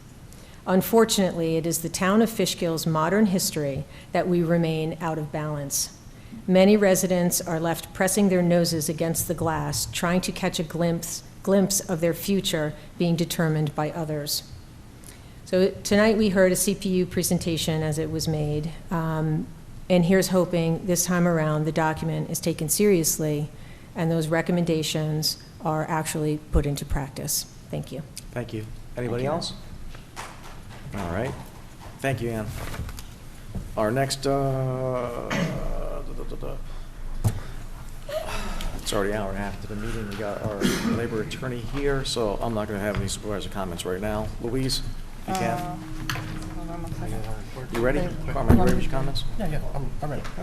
Liaison reports, I'll go. Carmen first. Liaison reports, there was a meeting at 2 o'clock to talk about replacing our roof at the rec center today. I wasn't there for the meeting, but engineer was there looking at the roof, see if we can do an overlay with an insulation. So it looks pretty good for us to start the roof sometime next year. We put it in the budget, and then hopefully our budget passes. Moving on to our parks, the highway guys, led by John Lucarella, they put in the drainage across the new Little League field. We're going to put the new fence in. So they did a great job there. Within a day and a half, they knocked it out, and all the drainage is in. I just want to say thank you to John Lucarella and the crew at the highway. I really appreciate that. Brandon Knapp and his crew, they've been working on the fence. They tore down all the new fences, tore down the fences that we're going to put new in. And then our contractors started putting in the new fence. So hopefully in a couple of weeks, all the new fences will be installed. I think I pretty much covered everything on my end. John. Okay, Friday, October 7th, I had a meeting with the police chief. Saturday, October the 8th, I attended the open house for the Comprehensive Plan Update Committee. Thank you to all those that attended. Tuesday, October 11th, attended an Exchange Club breakfast where this club honored 2 teachers in the Wappinger Central School District who went above and beyond during COVID and were recognized by this organization. Wednesday, October 12th, had a meeting with our HR director and Judge Epstein. The issue is the inside staff in the town court has gone from 3.5 employees down to 2. Judge Epstein advised us that they were in the process of interviewing a candidate and will notify HR when they are prepared to send a candidate forward to the town board for consideration. Wednesday, October 12th, we had a comp plan update committee meeting, which was a virtual phone call. Friday, October 14th, had a meeting with the supervisor and our controller regarding the budget. And just one quick announcement, the next comp plan update committee meeting is scheduled for 1 week from tonight, 7 p.m. right here at Town Hall. Thank you. Why? Yes. I was also at the comp plan open house. It was very well attended, and I do commend everybody that's on the committee putting in a lot of effort, a lot of thought, and a lot of care. I do know that we've also, working with the vets, sorry I'm changing topics, got a little head cold, so excuse me. The vets, we finally got the letter that we're going to be sending out, finally finalized. We had a little bit of a bureaucratic snafu here, but my appreciation and our appreciation for Virgil Capillari taking over, helping us organize this Veterans Advisory Committee. A letter will be going out to potentially 800 vets in the town of Fishkill, advising them of certain events that are coming up, one of which is that big event that'll be at the rec center, a countywide event in December. And I thank you, and that's it. Very good. That's good. The veterans will be getting a letter from us. Yeah. Thank you for that work. Yeah. Louise? Well, I just wanted to note that I heard one of the other council members say he was meeting with the police chief. I didn't think we had specialty liaisons to the chief, so maybe in our executive session we can talk about whether that should be done or not. My liaison reports for the rec center. 90 seniors enjoyed the Harvest Festival since the last meeting. They enjoyed being taught line dancing from professional dancers. The next big event for the seniors will be the holiday party on December 15th. Sign-up begins November 1st for residents, November 2nd for non-residents. A full bus went to Villa Roma on Tuesday to see a tribute for Michael Bublé. Next year's schedule of trips will be out soon, and if you have any suggestions, see Mary Ann or call her. Let's see. For Jay, he asked me to read the following. A special thank you. I want to extend a huge thanks to the many people that were involved in putting together our fall festival. Our recreation team, Lauren, Marianne, Eric, Kayla, Sparrow, Christian, Kaylee, and Annabelle that helped to put it together. The entire Buildings and Grounds Department for cleaning up and prepping the park tractor and trailer for the event. Brian, John, and Colin from the Grounds Department for helping us set everything up, running the hayride, and for cleaning up after everyone. Detective Bentley and Officer Nesbitt from the Town of Fishkill Police offered trick-or-treat safety for families. The Highway Department provided many of the needed supplies. The Rombat Fire Department for being there and giving tours of the trucks. The John Jay High School volunteers, Vincenzo and Casey. Laura for volunteering to take great photos of the event, the town board for being there and showing support, and the many vendors that were there to provide extra fun activities for the kids. More than 1,500 people attended for the free event. Children had the opportunity to ride the hayride, to our pumpkin patch, pick out a pumpkin, visit the petting zoo, and get their face painted, play Halloween games, and more. The weather was perfect, and all had an awesome time. It was a collaborative effort, and we have done that we could not have done without everyone. And I especially want to thank Jay, because he did a great job in addition to everyone that he asked me to thank. He wants me to advise the Winter Hoops registration is almost full. Registration for the second after-school session is open and filling up fast. We have a new ski and snowboard lessons. Fishkill residents can receive a reduced rate to take lessons at Thunder Ridge. You can look on the fishkillrec.com website for more. And he asked me to remind the public of sports etiquette and how to behave at games when attending rec center events, especially sporting events involving children. Everyone needs to behave appropriately. There was an incident over the weekend which turned into a large fight. He's looking into the matter further to ensure that it doesn't happen again, and reminds people to not confront coaches, players, or officials. If they have any concerns, they can contact Jay at the rec center. He'll be sending out an email to all of the parents and those that are involved in the remaining games, and asking the police department for a presence just to make sure that there's safety at the last two games that are coming up. Basketball games should be a place for fun, not fights. Let's see, as far as the village, I attended a meeting this past Monday. They're having their Halloween parade this Sunday. The lineup will be at 1:30 on Bedford Lane. All the children, everyone's invited. The parade starts at 2 o'clock and ends at the village firehouse. I'll be meeting with Mike from Camo next week to review some of the updated things that are going on with our water projects, and we finally got some generators that were ordered a long time ago, so that's a good thing, and that's it. All right, good. Councilwoman Daniela, can I ask you a question? No, I can't. This was liaison report, so I think we can, anything else we can talk in executive session. No, I can't ask you a question? Okay, it's good to know. On the what? I was going to ask you a question. About? No, did you say, because of that unfortunate incident? Correct. That they're going to have police presence now? I did say that. Yeah, that's good. I'm glad. That's unfortunate. We actually had this happen, unfortunately, a couple of years ago. Yeah. So, sadly, some of the people, they move on, but then there's other people who are just troublemakers. And the adults are ridiculous. And They he are. sends out, emails beforehand, act properly, don't yell and scream. But when it goes beyond that, and there's a safety issue for our employees, the kids, the adults, it's, the police were called, they're investigating it, Jay was looking into it, and, we'll take as many precautions as we can. I saw your suggestion, I don't think we need to go that far, but he is sending out emails, not letting those people back that were involved, having a police presence at the last two games. The people are signing up for Winter Hoops soon, and he'll put those same safeties in place, and, it's just a shame that... It's a shame. If the kids are there, the parents are there, you see something, say something before it happens, but they even attack the refs, like yelling and screaming, so... we don't want it to come to the point where nobody can watch the kids play the games, but I know at high school football games previously, that's what it was. It was like just the kids playing the games for safety, but hopefully we don't have to get to that point. Thank you. Thank you. All right, so we have our labor attorney here today. We're going to go into executive session. So I'll make a motion to leave the regular meeting and go into executive session. I'll present that as a motion. This will be for personnel matters. So I present that as a motion. Can I have a second? Second. Brian, And all in to seek favor? confidential advice of I did say counsel. that. And to seek confidential advice of counsel. Okay, and to seek counsel, confidential counsel. Two things. Confidential advice. Confidential advice from counsel. I get that right? Second. All right. I'm writing it down, Beck. Yeah. Motion in executive session. Second, vote. Say 45. You have to Vote on the...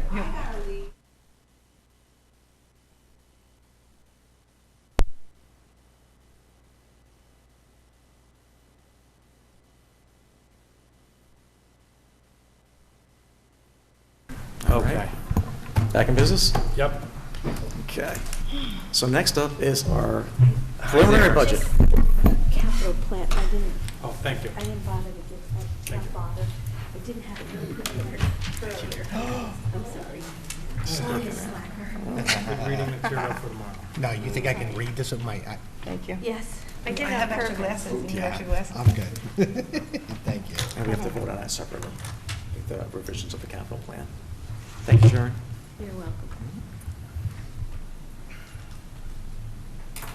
So we have one amendment that we have to make for the, I looked at it, I think we're gonna be fine, we don't need to Nothing? do anything. Supervisor, I have questions for her. if Sure. Anybody else does. Does anybody want to go first? Oh, you can go first. Let's see. So Sharon, can you explain again that this budget is the supervisor's budget and that he presents it to the board and we have the right and duty to question and make changes if we feel it's necessary? with the Correct. board's Yes, so approval? the supervisor and myself, along with the department heads, and we did have some input for some of the board members, prepared the tentative budget to file with the town clerk, and then who presents it now to the town board. So now it's the town board's budget to amend and change as they see fit. Okay, and then so if the preliminary budget is passed tonight and moves forward to a public hearing, there's still an opportunity for changes to be made at the budget with a majority of approval? That's correct. Correct. Right, up until the time you adopt the resolution to adopt the budget, you can make changes. Okay. I think you did it at the last meeting, but can you do it again, where you review the process of giving raises and why it wasn't a good idea to give them when it wasn't budget time and not a fiscally good idea? Well, I had tried to recommend, so it's much easier to include salary increases during the budget process because we can do that before we set the tax levy. Once the tax levy is set and the budget is set, it's much harder to find that money. So this year, when all those increases were done, we had to go to our fund balance, our reserves, and move the money out of there. How much money was that approximately? 400? I'm sorry, Louise. That's all right. Off the top of my head. 400 or something? Hundreds? Hundreds, yes. Okay, let's see. I'm going to read through parts of the budgets that I have questions about, so to save time, if anybody agrees with anything I'm saying, I'd ask that they stop me and let me know so that they can, or I can make a motion to remove any of the items that I'm concerned about. Page 55 is court expenditures. For regular pay, can you explain how much raise the court clerks will be getting? Right, so in we the currently budget? have 2 full-time clerks on staff, and this budget includes a $6 an hour increase for them.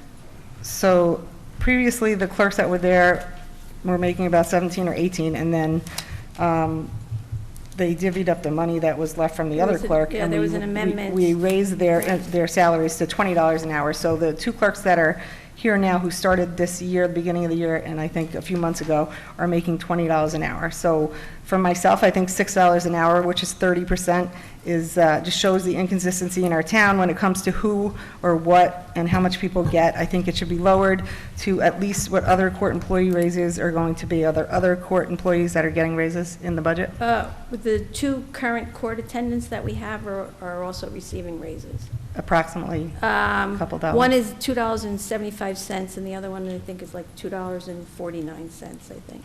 So I just think that $6 is a really high amount and should not be given to the people when they just recently got a raise for $20 an hour. So if the board agrees with me to take out the complete $6, I would make that as a motion. If not, I would ask that we at least lower that to what the other employees in the court are getting, which is approximately $2 or $2.75. $2.75. I guess an average, $2.50. Yep.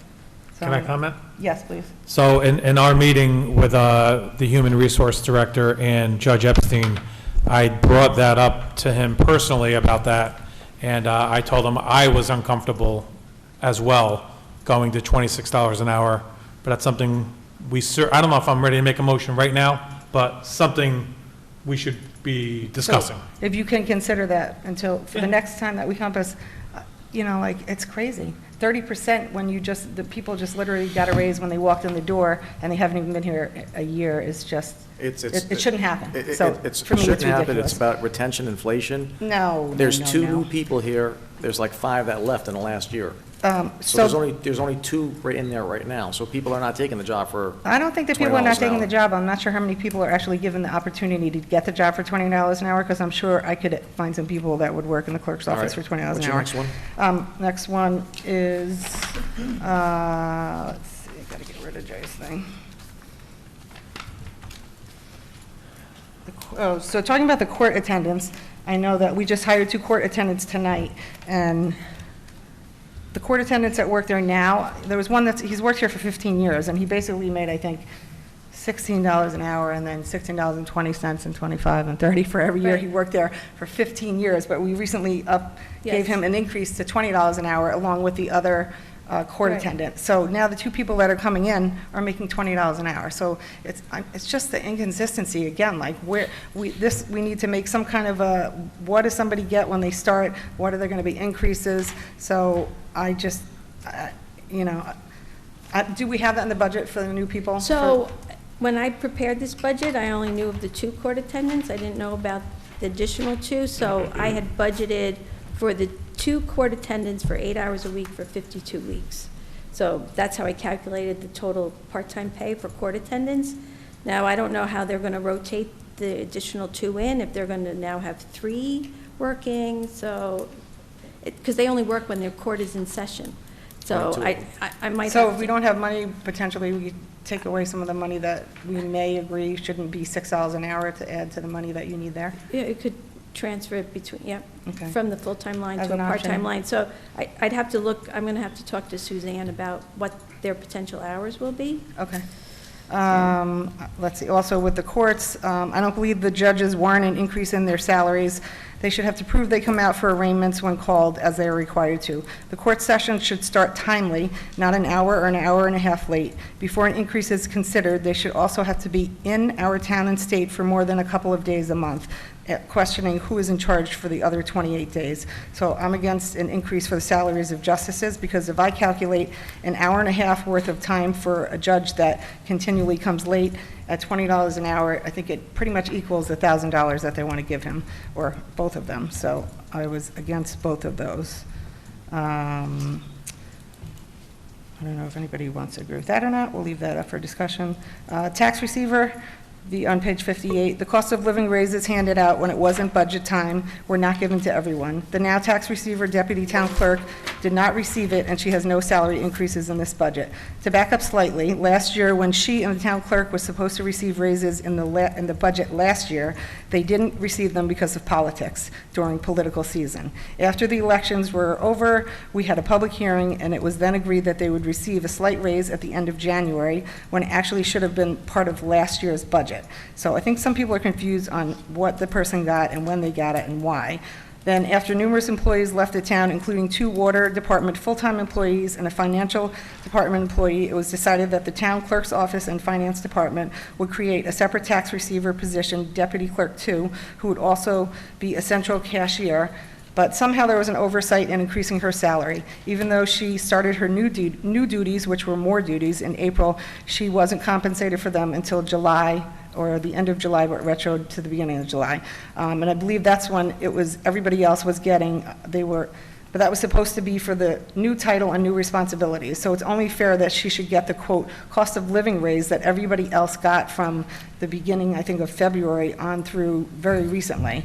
So I don't think it's fair that she is one of the 2 people in the town that did not receive that cost of living raise, when her other raise was because of the duties and responsibilities that she had. So Sharon and I have discussed it. She told me that there's approximately $5,000 that we could potentially do something with, so I'm asking the board that we give her $3,000 in the budget, which is half of what the other people got, but is certainly fair, and she should not be overlooked and given 0. If anybody agrees with that, I can make it a motion. You can think about it. We can discuss it again when we have the public hearing, but Sharon has given me the breakdown of, if I wanted to ask to amend the general fund budget, which lines I would have to ask for $3,000 increase and where it would come from. So that's that. I'm not sure where it is in the budget, but I'm not in agreement with the money being put into the budget for longevity policy that the board never agreed to, and we have no set policy on it. I think this should be established first and revisited next year, not in the same year as the very large raises were given. I'm not saying I don't agree with longevity money, it's just bad timing, and I don't think it should be in this year's budget. I'm not sure what page it's on, but I believe it's under the Parks and Recs, the $100,000 for the George Washington sword statue. I was okay in the beginning if the price was a lot lower, or even just moving the plaque that we had refurbished to the veteran area and highlighting it, but I do not believe that this is needed, and I believe it should be removed.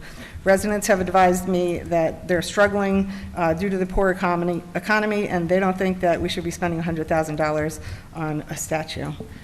Let's see, goes on to Karen, Sharon, can you please explain the 5-year capital plan process and how it is not set in stone? Yes, so, I always tell everybody that the capital plan is a living, breathing document, subject to change based on available funds, needs, so we always ask the department heads to reassess their needs every year. Things get moved out, prices change, we take things out of the budget that out of the capital plan that they don't believe that they need anymore. So we did that, and I gave you before it's adopted, this is the brief summary. So there's certain items that we were able to include in the budget to pay for with funds on hand. And then there's a significant amount of other items that either need to be purchased or projects that need to be completed that we can't include, we couldn't do it. We just couldn't do it without borrowing. And then there's water and sewer projects I have listed in this, if you're looking at that first sheet, the last column, these are items that we have earmarked to do next year, but most of that is being done with ARPA funds, with grant money. Okay, so this total, I think, what was it, approximately $2.2 million that we were going to take out in a band? Yes, Which so we do short-term financing. I've Right. talked to the financial advisor. So if we went to ban in, say, March, the debt payment on that wouldn't be due till March of 2024. So this budget doesn't include any of the pay down of the short-term borrowing. So that money, we'd have to find somewhere else. We're just not taking it from the budget this year. We're banding it and then finding the Yeah, money so to pay it then back. we would budget, and based on my analysis of the our fund balance projections, we would be able to include those debt payments in the next few years.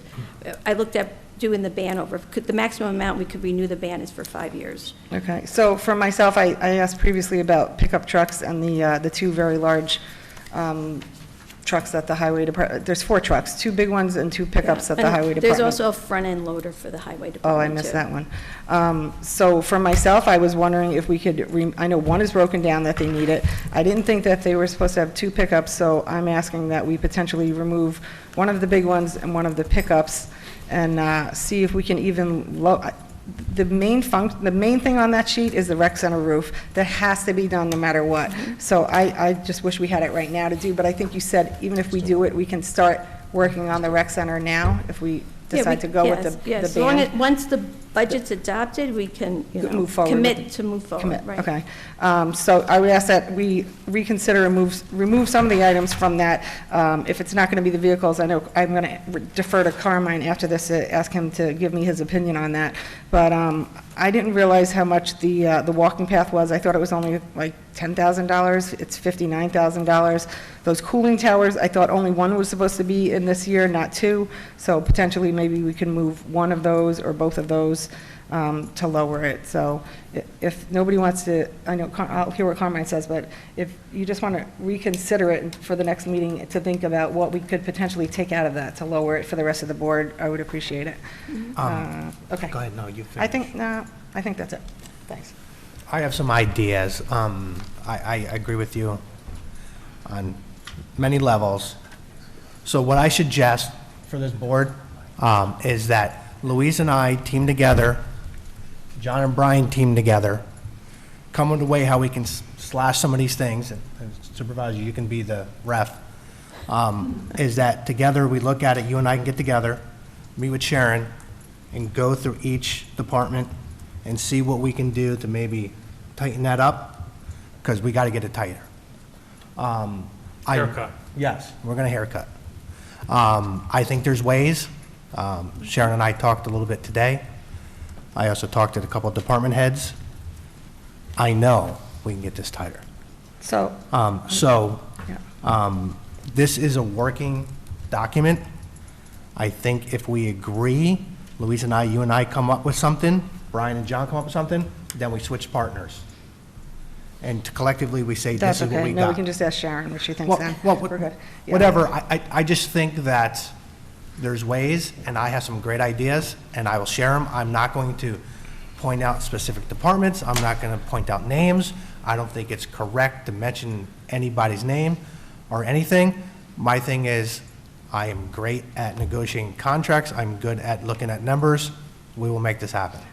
So Carmine, I want to thank you for that, because the first year I was on the board, I asked to be a part of all of the budget meetings, and the door was shut in my face. I didn't get it. So, then it was the supervisor's budget that was presented, and it was a learning process for me the first year.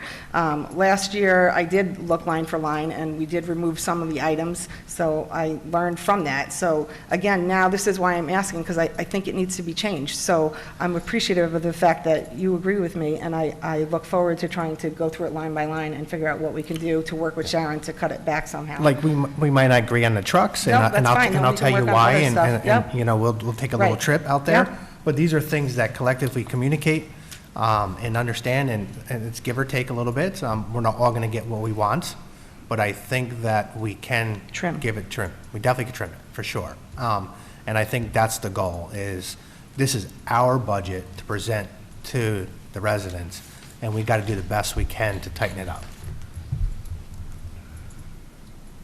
Anybody over there? Any comments? I do know that, we do have some things in here that we want to make sure we take care of, and that's, of course, the upgrade.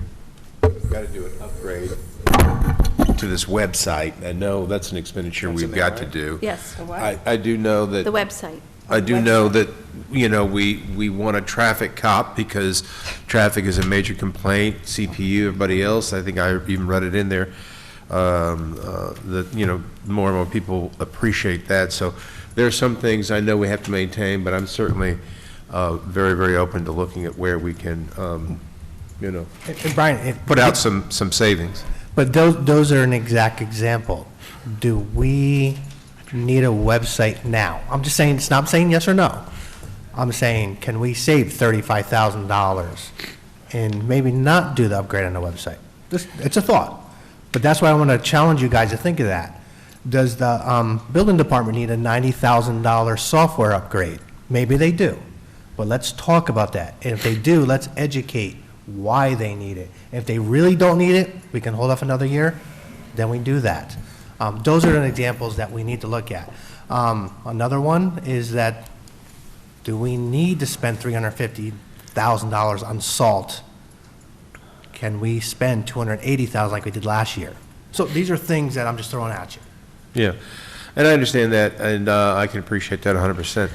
I mean, we're not into negotiating now or talking about these fine points, but it's, but, I mean, if we're going to really upgrade, like, for instance, our historical visibility on the webpage, and it's hand in hand that we do need to upgrade the webpage, but these are conversations we can have again later. Go to it, because I can tell you, the 5-year capital plan is a great thing, and we're moving right along, getting things done. We're using the ARPA money properly to get more stuff done, free of charge to the taxpayers. And, yeah, you might want to wait next year to do something, but it's going to be more expensive to do it the next year. So just take that in consideration, and I would like you guys to be prepared on the 2nd to vote on this thing. So, Isn't the second just the public hearing? public hearing, yep. Are we So we have it to voting? the 16th, correct? Yes, so the budget has to be adopted by the 20th of November. So we don't have to vote on it on the 2nd if We we don't have don't to, need no. to? So am I hearing public hearing on the 2nd, adoption of the budget on the 16th? No. Yes. Possibly. Yes.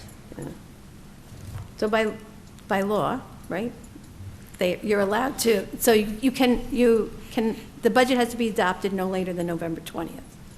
And the public hearing has to be no later than the Thursday after. Thursday after election. Election day. And you have to give it. Why can't this get it's done? like 5 days, but it's really more like 7 days Right. notice beforehand.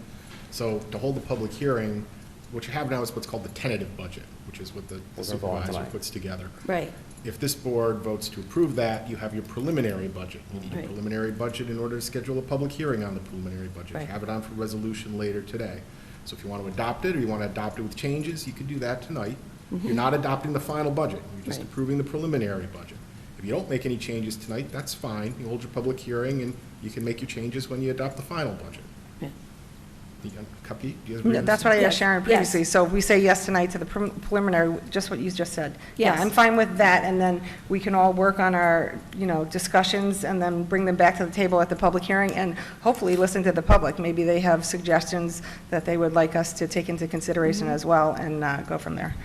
Let me just say this, though, if that's the way, and it's very common that happens, but be prepared to make specific motions or particular changes Yes. to the budget. Line number Right. 6, page number 5, I want to change it from $200,000 to $150,000. Right. Because otherwise, you can have a very difficult time pinning down exactly what changes you want to make. At the end of the day, you should adopt a resolution that clearly approves the final budget with clearly whatever changes you want to make. So for myself, like if I wanted to make one change, I already asked Sharon, so I think for all of us, if we come up with things that we specifically want to change, we can ask Sharon beforehand, before that meeting, so we have them written down, so we can do it the way Mr. Gava just suggested we have to Be do a it. resolution, Yes. adopt the final budget with the following changes, or you could do them individually if you want, Right. a lot of motions. I prefer to do it individually. Do them individually. And why can't we vote on a second? Well, because we have to see what we're going to come up with. Hold on. Maybe we can, maybe we won't. We're gonna have the list. We'll vote on the list on the second. We'll have the public hearing. Why can't we do it the same day? I don't think there's a need to rush. I think we should listen to what the people say and figure out what we all say. I'm not saying that we will not vote on it on the second. We could potentially do it if we all have come to the conclusion that that's the good budget, but maybe not. So I just think it could be, or maybe it won't be. I mean, I don't know if there's going to be 3 people at the meeting on the 2nd or 300 people. Right. But I think it just makes sense to do the listening, have our discussions, make our changes if there's going to be any, and then come to work on the 16th, ready to vote on the budget. So we'll have the public hearing on the second and vote on it on the 16th. Yeah. Okay, we'll do that. Can John, Brian, and Louise commitment to get in here with Sharon to? Oh, I've been bothering. I know, her. I have, but Sharon and I have had meaningful chats before. This is my first budget. There's things I've learned quite quickly in the first year. It was overwhelming. I think that there's things that we can do now to make it a little bit better, and I want to be part of this. And now, looking at the numbers, I think we can tighten it up a little bit. I'm not saying it's not a bad budget. I want that tax increase to go down. I think we're good. Anything else? I like it. No, it's good. All right. Thank you, Sharon. Okay, Thank you for waiting. Thank you, Thanks, Sharon. Sharon. So I have a question. It's on for resolution. Can't hear you, Becky. To the mic. Use the mic. Get a mic. It's on for resolution tonight to approve the preliminary budget. gonna vote on it still tonight. going to do Yes. that, right? Correct. Yes. Okay, it's happening a little different than I'm used to, so. No, it's the same. There's nothing changed. I just- Sharon, before you leave, I want to say thank you to you and your staff again. And keep on feeding me those peppermint patties and those Reese's peanut butter cups. Yeah, thanks, Sharon, for Move to resolution. hanging in there. All right, next up is discussion of the hometown hero banners. Louise? Let's see. Carmine, Greg, and I have been working hard to move the program forward. Greg helped me with the arduous process of filling out the Central Hudson application for the pole use. I heard back the other day that she wanted some corrections made to the attachment that we used before she can approve the poles and let us know which ones we will specifically be allowed to be used. I asked to use the poles on State Route 52 from the City of Beacon line all the way to the East Fishkill line, excluding the Village of Fishkill poles, because I spoke to the mayor, and she advised me that the village plans on doing their own banner program next year. So our program will be for past and current residents of the town of Fishkill who are veterans. We're limited, this is our first year, so we're limited on how many we can do to start the program. because we have to utilize town employees in the highway department to assist putting them up and taking them down, and it really is the first time we're doing it. So the plan is to start with no more than 100 the first year, and if there's more than 100, well, actually, I have to make sure I get 100 poles approved from Central Hudson. If I don't, I'll have to go to another road and reapply for a different road, and then we'll look into adding that. But once Central Hudson process is approved, Greg and I have been working on a potential flyer application that we almost have complete to advise residents of the program and ask them to contact myself, Carmine, or Greg through an email that we have set up, or call the supervisor's office, and then I can begin creating a list of the veterans who will be able to purchase the banners and brackets. It's a combo. Then after that, I can advise them to send their photos and payment to us. I didn't want to do it on one shot because we don't want that, like 500 people sending me checks when we can't take all of them. So we just want to be able to see who we have first. Then all of the banners will look like the East Fishkill banners, and we'll use the same banner maker and local bracket iron worker that made theirs. The cost at this point is approximately $250 for double-sided banners. The banners are about $150. The brackets we're looking at, Carmine's going to try and negotiate to see if we can get it slightly down. So that's another reason why we don't have the exact price yet. We'll advise once the flyers are complete. If a veteran cannot afford a banner, they can have a donor who's a family or a friend buy them for them and add the donor's name to the bottom of the banner. This plan is to put the plan is to put the application out as soon as Central Hudson approval is done. This way the banner and brackets can be made over the winter for them to hang next Memorial Day through Veterans Day. So I think we can close this discussion, and I can just update it under old business, just telling us what the update is from Central Hudson and when Greg and I are actually doing the flyer and sending it out. Can I ask a question? Mm-hmm. Just two questions, actually. We're going to use highway to put the banners up. So is that, I'm not trying to be smart here, but is that a line item? Is that a labor cost? Is that a cost that we have in the budget? Do we know what that? I did speak to Sharon. I spoke to Sharon. There's actually a couple of different things that we had to budget for, so I spoke to her about it. And then also, she put in the budget, I believe, we may have to rent the truck that we have to put up to the pole. So she's put a little extra money in there for a potential rental. She put a little extra in the recreation celebrations fund because I have to buy the bins to store the banners in for the rest of the year. So that's why Carmine and I have been discussing, he can follow up right now when I'm finished on talking about that. But that's why we're trying to keep it at a minimum to see, because the East Fishkill lady, it told me it takes days. It takes them, I think, like 11 days. They have like a couple of hundred of them. So that's why we're just going to try and start with a minimum. And I think starting small is a good idea, too. Yeah, so Carmine, you can answer the question with that. Can I ask one more question? Yeah. And that is, what was your plan on as far as getting the word out there for Town of Fishkill veterans to see if they have somebody they'd like to participate? I mean, because we're doing a mailing, and that maybe that's a second mailing or something. Yeah, no, Greg and I have already discussed this. I really like the Central. You wouldn't believe the process of the Central Hudson with the polls. But I've been working with Greg after hours, and he's created, like I said, the first kind of like an application. And his idea is to then we'll send that out through the eGov, so that will go to many people. Right. And through that, then they can contact me or Carmine or them, and we can get their names. I already have like a few people who started this 2 years ago, so I mean to start the list, and then those people, I'll give the real application with we'll have the people's names, how much they have to pay, and who to write the checks to. Right. So just the first one, once we get the flyer set, we're going to do it through the eGov and see what we get. Gotcha. And if we need to do anything more than that, then we can think about doing it. But I think that the eGov and the Facebook combined is going to really, it's a great start, and I can't wait to see them. So yeah, me too. I'm looking forward to it. Good with this? So we can close it. Yeah. All right, next up is discussion of implementing traffic control devices. So I spoke to the highway superintendent. There's going to be more than just these two. We're looking to do, he also has some recommendations. I was looking to do Overlook Court, Woodcrest Court, Thornwood Court, Plymouth Road and Concord, Plymouth Road and Nantucket, and Concord Road and Star Mill. I gave you the memo. Oh, wait. I gave you the memo. Wait. One person called about a traffic light on Wheaton. If we went that route, we have to pay for a traffic study according to DOT. I contacted them. I don't know if that's feasible or not, but I just want to let you guys know she did mention that to me, so I just want to let you think about it. So, Mr. Gaba, do we have to do public hearings for stop signs?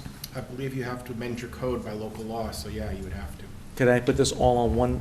Yes, you can. One? Are you guys okay with me putting this into a, So what, the Thornwood Overlook Court, what did the highway superintendent suggest? Because I put think up we were stop waiting signs? back. We're putting stop for that. signs on all 6 of these. So, so stop I got- signs there, and all these new roads, He Plymouth, recommended. Concord, Plymouth, Nantucket, all of those, Wheaton, 52, Overlook, Woodcrest, Thorn. So there's 1, 2, 3, 4, 5, 6. 6, 7. 7? No, Wheaton Avenue and Route 52 was a traffic light.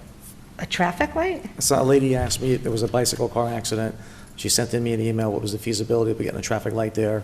I contacted DOT. DOT said we would have to do a traffic study first, and then they would decide whether we get the light or I not. don't know if I agree with that one. I'd say stop sign in there. Yeah, because There's traffic already a light stop sign there. on Wheaton. You got a stop sign over at CVS, and you got a light, then you got another No, light. they're talking about putting a traffic light right on 52. That was my impression. Right, coming out of Wheaton? Yeah, if you're making on Wheaton, there'd be a light there. I don't agree with that. I don't agree with think that. so. You don't Yeah. agree with it? I know. This is, guys, I'm just bringing the ladies' attention to the board. So we could just move on. Is there a stop, so there's a stop sign there already? There's a coming out stop of sign Wheaton? on Wheaton leaving Okay. to get on 52, yes. So her concern is that she's seen an accident there? Is that what it was that she contacted Listen, it's hard to you make for? a left-hand turn anywhere in It Fishkill. it sucks coming out of Wheaton, there's no doubt about it. Oh, so it's kind of like, But it's very, very. Ozzie, what's the road down on 90 where you used to live? Can we make something like that, like where No. the box don't, I don't know, I didn't ask her that. something like that? I think to have a light there and a light at CVS is That's like a too lot. many back to back. I was thinking the same thing. Yeah, I But agree. She You know? asked me to bring it to the attention of the board. I'm doing that. That was just slow down traffic. I have a question. Yeah, I think so too. On Overlook Court. I live on Overlook Court. Yeah, I know that. There's only like 5 houses there. Listen, man, I'm trying to please the people. What can I tell you? The lady's got kids with bikes and they're riding around and, you know.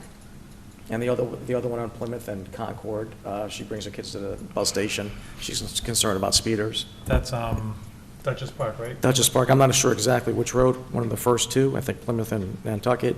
So she brings her kids to school on the bus and Glenn said it's a good idea to do all 6 of these. All right. So I'd like to do a public hearing and just do all of them at once. We'll have to introduce a local law amending the code in regard to vehicles and traffic to say we're going to put stop signs here. And- Can I give you that information and you Yeah, do give it? it to me, I'll prepare the local law, we'll have it for the next meeting. Did the highway superintendent agree to all those other Yes. stop signs? Except the traffic light, Okay. yeah. Yeah, just send me over the list. I'll send you over the list on that. Once the supervisor prepares that, can that be amended? Well, you're going to introduce it first. If you take a look at it and you say, I don't like the stop sign at Overlook, you can say, I don't want to introduce it with that. If the board discusses it, you would just change that in the text, cross that Okay. out, introduce the It's not going to local like law. stop the whole process though? No. Okay. You can approve a local law with amendments. You can always take things out of a local law. You can't add new things to a local Correct. law.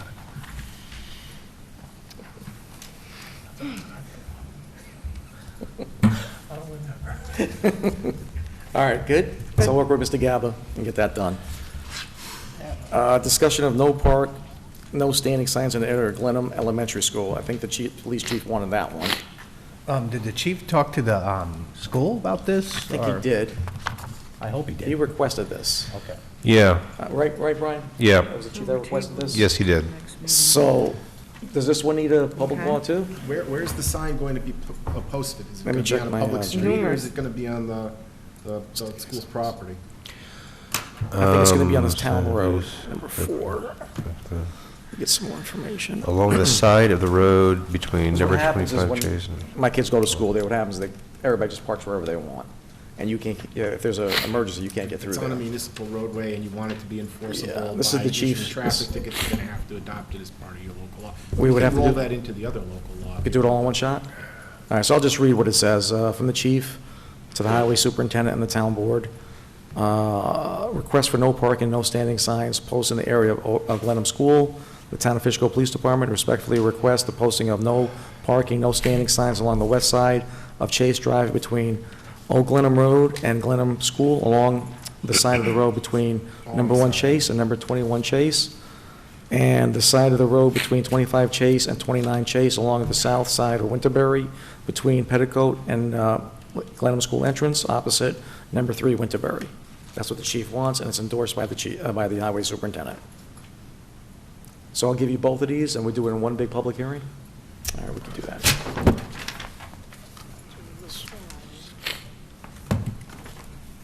All right, you guys okay with this? Yes. Yeah. All right. When would you'd like to bring this back on the 19th? Next meeting? You'll have the draft for next meeting, yes. Okay, thank you.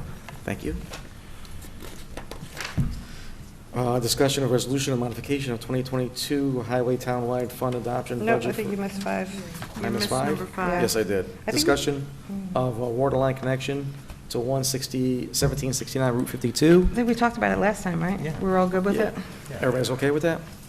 That's a So good one, I get guys. a resolution has to be, It's on there. It's on for resolution? it is? It's for Yeah. consent, I think. Okay, It's in consent. okay, Consent? perfect, thank you. And that's the one that they wanted to put a storage dental. facility. We got it into a dental Dental. place, 100 good paying jobs. Yep. This is a good deal here. Okay. Thank you. Okay. And the next one is just basically the highway salt stuff, and it's auction proceeds. Everybody okay with that? It's $43,000. Yeah. I checked with Sharon, she said it was good. Okay.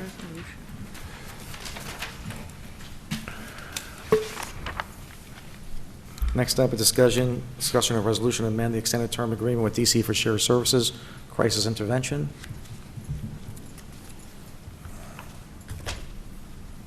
Any questions? No. No? Okay. Where's that? And that's a resolution? That's in consent, number 6. Okay, thank you. Next up is a take-home vehicle, next up is discussion of take-home vehicles for Highway Department. Highway Department has asked for take-home vehicles, number 7, number 8. Let's see what the chief says. The town board will discuss protocol authorized take-home vehicles based on the request of the town of Fishkill Highway Superintendent and the Department of Working Foreman and the working supervisors to have vehicles take home for emergency response purposes based on the advice of the Town Labor Council. The town policy is attached along with an acknowledgement form for take-home vehicles. I'm okay with this. I'm okay with it. I had a conversation with John Lucarella about this, and You're good? it's just, they take a truck home and they anticipate a big storm so they can be prepared. The truck in it has, chainsaws and shovels and all kinds of things, so they can just start out from their home, going to wherever an issue is and not wasting any time coming back to the shop, getting the truck. It just seems like a very, very prudent, wise thing to do. Before we proceed with this, what is when the police, they took their take-home vehicles, what was the reporting with the IRS? What's the implication for them if we have them take this vehicle home? What do you mean? Do they have to report the mileage to and from work? I don't believe the police do that. Sharon was looking into that for us, I believe. Yeah. For everybody that has a take-home car, right? Yeah, I don't see any exceptions, so I was told that the labor attorney said there was an exception for the police, but I haven't gotten any documentation, so I don't know. So for highway to take a truck home in preparation for a storm, it's a fringe? Yeah. Even though, okay. It's not snowing in the summer. Yeah. No, but there are major windstorms and They're using it for fueling. rainstorms Supervisor, and... just had a mark. Are you done? Oh, they got to fill Do it a after I do. take-home. Okay. They have to have a take-home form, and what they report, they report. Okay, I think that we don't want to set a precedent. We should make a decision that's in the best interest of the town. The main reason not to give take-home vehicles is because of liability. Our town insurance policy is high because of a serious injury accident that happened years ago with a vehicle driven by an employee. We still have a few more years left on that before our rates go down, and we don't want to create more liability. I don't think going out twice a year to cut trees down warrants a take-home vehicle, and a microburst was probably a one-time event. If they were given town vehicles, I would question how would the employees who drive fire truck vehicles to work now get to a fire call while they were working for the town? So that would have to be answered, because they shouldn't drive a town vehicle to a fire call. That would be more liability. Also, the same thing that Carmine just said, the vehicle would have to be reported to IRS as mentioned in the vehicle policy, and that would need to be signed and calculated into their salaries by Sharon.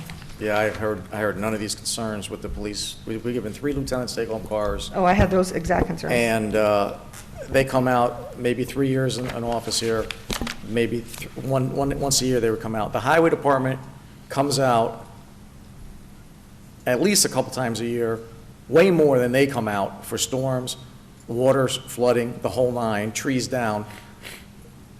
I think they need the vehicles to go. I had the same I think concerns. the argument is stronger for them than the other. I believe with the police, there was a different rule. We had the labor attorney, and Mr. Gaba, you guys set up something that was not, wasn't a benefit. It wasn't considered a perk. Well, hold on a second, hold on a second. We discussed that, Yeah. we discussed that and said it was a perk.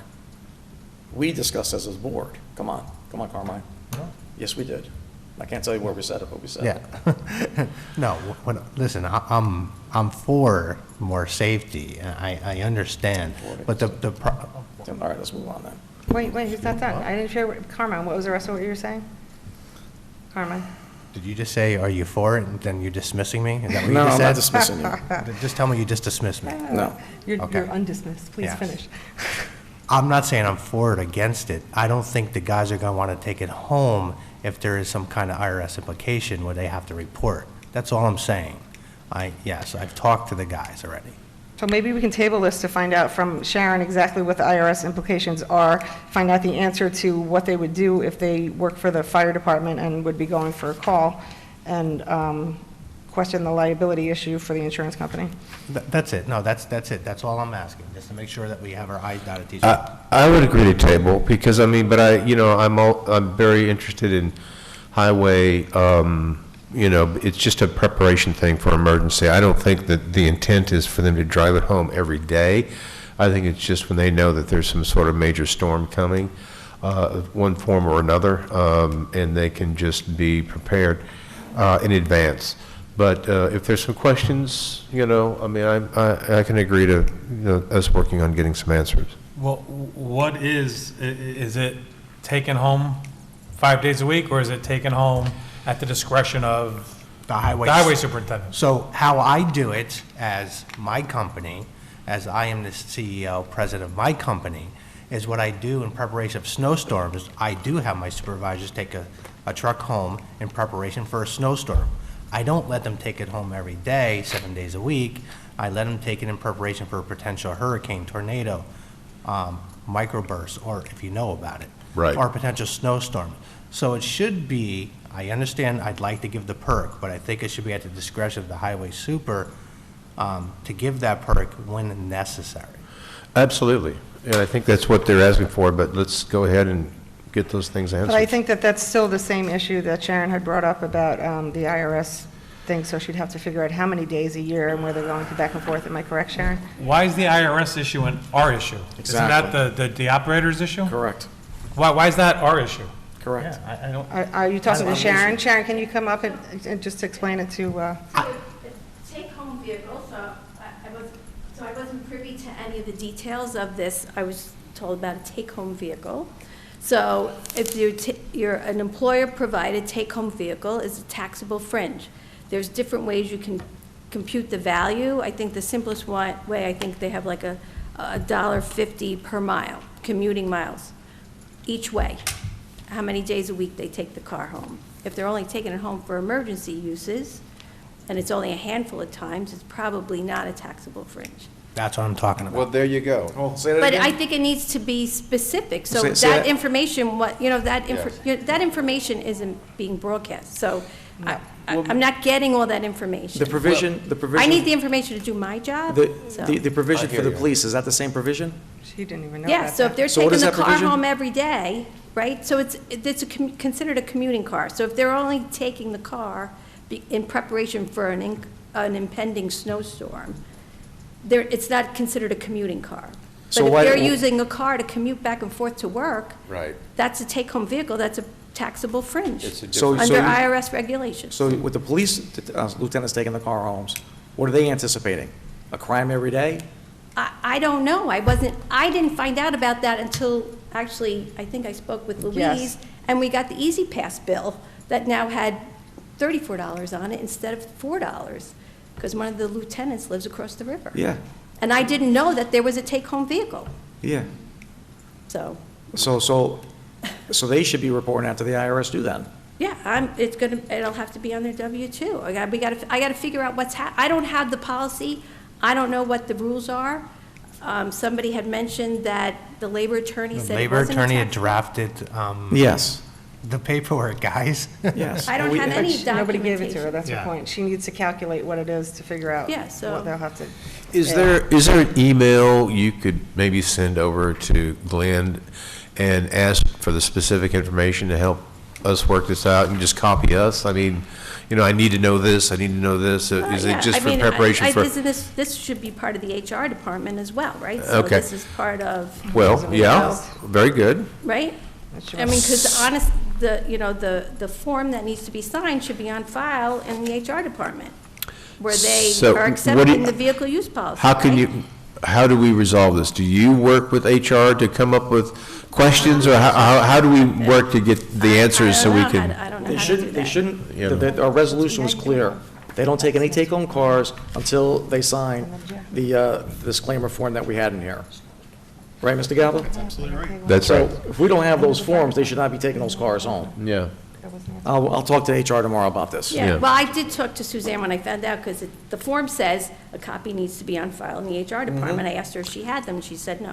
Okay. So, Okay. yeah. And then the precedent will be set for other departments as well, correct? I would imagine. Yes. I don't. So, do we table this, or do we make an exception for just on emergency basis, vehicles can be taken home? Now, we'll table and get more information from Mr. Schofield. Yeah. Is that fair enough? Motion to table. Okay, so I'm sorry, Becky, you're going to have to take this out of consent? Okay, well, I don't think it was in I consent. didn't think it would be a problem. Becky, it wasn't in consent. I had it in consent right here. No, it's in We'll get this worked out highway. Did I? No. Oh, no, I'm sorry, it was in a resolution. Number 3.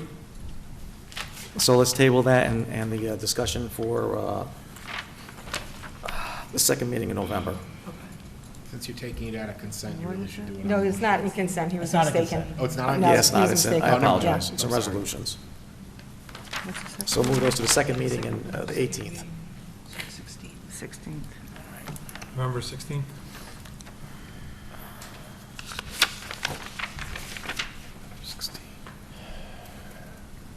The meeting is the 18th. We'll do that for this too.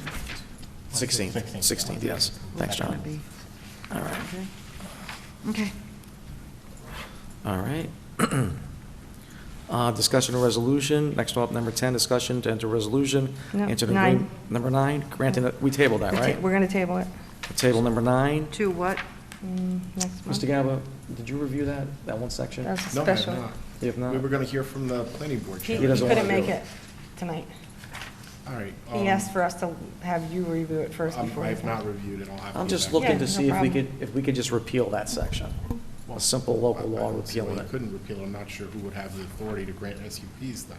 Do what? We need a Grant discussion. Special use permits. Well, it's a special use permit based on a similar item, a similar type of project. They want to try to get rid of that. Right, but I mean, you want something saying who it goes to, you or the ZBA or the planning board? Yeah, Ozzy. Unless you're going to eliminate He it. just I think it was, we were going to have Mr. Gaba look into it, advise us, and then maybe Mr. Cantor could come back and discuss it further, or whatever Mr. Gaba thinks. Why don't you give me time to put together a Yeah, memo at least a for you? month. There's no rush. All right, table that to the 16th. You want that? Next up, discussion of resolution to enter an agreement with Mount Julian Historical Site. The last 2 years, I've been in agreement with that Mount Julian, that we use the site when needed, and in return that we plow. So I'd like to do that again this year. Any questions? Anybody else? Carmen, you got anything? Supervisor, I called you about this, and I'm fighting with myself about accepting this, to plow this. I want to help out Mount Julian. If I price this as a private contractor, it's about a $3,000 service. I understand that we can use their facility. Only way I would say yes to this is if they give us more return on our, I'm going to say investment, if I'm saying it wrong, Mr. Gaba. Sounds good. I know they do tours, or maybe they can give us something to the community for our plowing services. If we give to Mount Julian, which it's honorable, it sounds great. Why not to Van Wyck Homestead like we used to? They could say the same thing, and so can several other not-for-profits. So I understand it. My thing is that calculating this is about a $3,000 service. It's not a good thing for us. That's where I'm fighting with. So if we can come up with something that's a little bit more reasonable for the town, maybe some free tours to some residents that live in Fishkill. I don't know if that's possible, if I'm saying that wrong, but I think we need to have a little bit more than a potential, let's have a meeting. I know we haven't had a meeting, what, one time in 3 years or 2 years? One. One. So I don't know. I'm caught up on this. What's everybody else's thoughts? You can go, Brian. I appreciate your point. I mean, maybe there's some sort of partnership with the rec center in the summertime for, some use of facilities. It's hard to see you down there past John. John, back up. Thank you. You're supposed to look at the camera. I want to look at it. Yeah. I don't, maybe take a look at it and see, are there some other programs that we have where, Mount Gilead would be a good spot, or, what I'm saying? How about I do this? Let's do this year, and then next year I'll get that provision in it. I'll get additional benefit to it. Can I have my I'm willing opinion? to do that. I think that's reasonable. So for myself, I don't think it's in the best interest of the town to provide snowplow services to Mount Julian because we are short on drivers and would end up paying more in overtime. And our priority should be plowing town roads, not private property. So I don't think it's a good idea. John, what do you think? I'm not aware that this organization is in financial trouble. They have fundraisers, they have events there. I don't know anything about their finances. The $3,000 that Carmine is throwing out there doesn't sound like a big deal, except that, we get hit with a bunch of snow this year. It's another lot that we have to plow with the shortage of drivers that we do have. I don't know. I think we should table until we get some more information. Okay. And I believe our contract, if we have a contract, does end at the end of this month, I think, but hopefully we don't get any snow. Okay. Are you So are you let's- making a motion to table it? I'll make a motion to table. I'll second that. All right, table it to the November 16th. Sounds good. And there's a good resolution choice. for that too. Yep, we'll Becky, on table number that too. 4. Yep.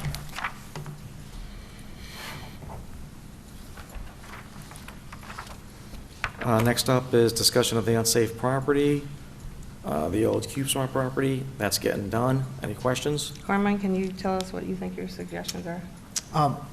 We already Yeah. discussed this. We're going Yeah, to move the fence back. Yeah. I plant don't some know, I don't trees. remember exactly what we're doing, so, Carmine's Do you want me going. to sit? yes, please. Just a So refresh. the supervisor and I took a ride over to the site. I gave him my ideas of what we should do, move the fence, put a screening of some nice green giant arborvitaes to block the foundation, have the customer cut the grass, make it look nice, get rid of the trailer. So aesthetically, it would look pleasing. They wouldn't have to bulldoze or cover over the foundation just in case the foundation's still good after inspections. We're trying to be courteous to give the owner or the bank, whoever owns it at this point, an opportunity to see what they can still do with it. I think that's the best plan for it. It's a win-win for everybody. So the way that, Mr. Gaba, the way we had to get bids, 3 bids, and like we decided on the lowest bid to knock the house down, do we have to get bids separately for all the things that we want to If do? it's a separate project, which this would be, as opposed No, to no, I mean, knocking. like, he said the fence and then cutting the grass, so each thing? Well, I'm working with the building Well, inspector. you can bid it separately, or you can bid it together. Okay. There's multiple things going on with this property. The bank might be taking possession of it, it might be sold. So we're working with the bank, we're working with a couple of people to make sure they do this. So I'm trying to avoid having the town get involved. Hopefully they do it on their own. But So I thought we decided we were going to do it because we've been waiting so long and they haven't been doing it. there's a lot of activity with this site now after we close this public hearing. And we can always move to do the 3 bids in a month or 2 if there's no movement. For myself, I thought we already decided we were doing it, and the guy was here, and nothing seems to be moving Well, forward since he was here. the bank sent people to clean it. The current property owner sent them on their way, told them to get off his property. So the bank was moving on it. All right, so I still think it should be done immediately. If you want to give it like another month and then look back, oh, that's okay, but for me, it needs to be done yesterday. Any questions? Thank you. So are we going to close this then? Yeah, or- Well, we'd have to figure out what we're Or doing table with it, it. or? yes, we'll close it. But what will we know that we're doing with it? I'll be in contact with the building inspector. Can we leave it open so that we have a definite answer on what's going to happen with it? Maybe like in a Bring this to the month? first meeting in December. Thanks.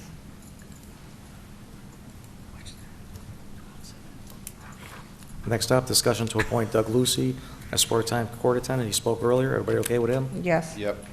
Okay, same thing, there's another part-time court attendant, Mr. Keith Lipsy. You guys okay with him? Yes. Sure. Which one are we hiring? Okay, Decker was scratched. So Decker, yeah, he withdrew. close number 14? 14.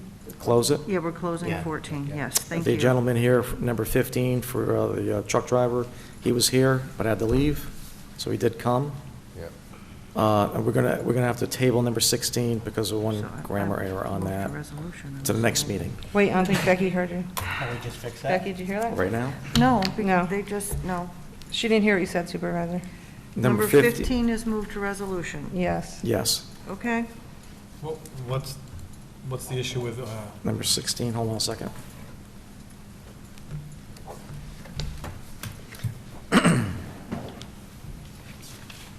I think we included all the part-time employees, the part-time. One word was left out. Which is it? Apparently. Can we fix that? If you know what the word is. Yes. What is the word, Beck? I don't know, I was just told All right, that let there me was a read it. word left out, so it made it, Can I ask for Sharon to just get up and explain it, yeah, I'm please? sorry, Thank Sharon, you. I just, that's what I had heard, and I don't Yeah. really know. The resolution, I think there's 2 sections. I think it was the 3rd or 4th whereas, says that part-time employees can participate in the health benefits at 15% contribution. That's going to cost the town tens of thousands of dollars. So it should be. Should just be so that should be taken out. And I think there was also in the therefore be it resolved, there was something in there about part-time employees as well. Okay, that's not one word. It really should be tabled in the Yeah. resolution. Oh, It's- yeah. it's Yeah, not a- so, so the intent of the resolution does not Just need to redraft. portray the intent All right. of the So the amendment. 15% should be taken out? No, No, part-time part-time. employees should be taken out. there's more than Part-time one. employees are allowed to It's not just participate one in the word. group health plans, Supervisor Cooper but has at a question. 100%. The resolution says they can Next meeting, participate at 15%. But I have to revise it, I have to fix it. Are we Yeah. tabling the discussion as well? Yeah, no, we already discussed it. I didn't discuss it. I'm, All right, table the discussion and the resolution to the 16th. So that's done.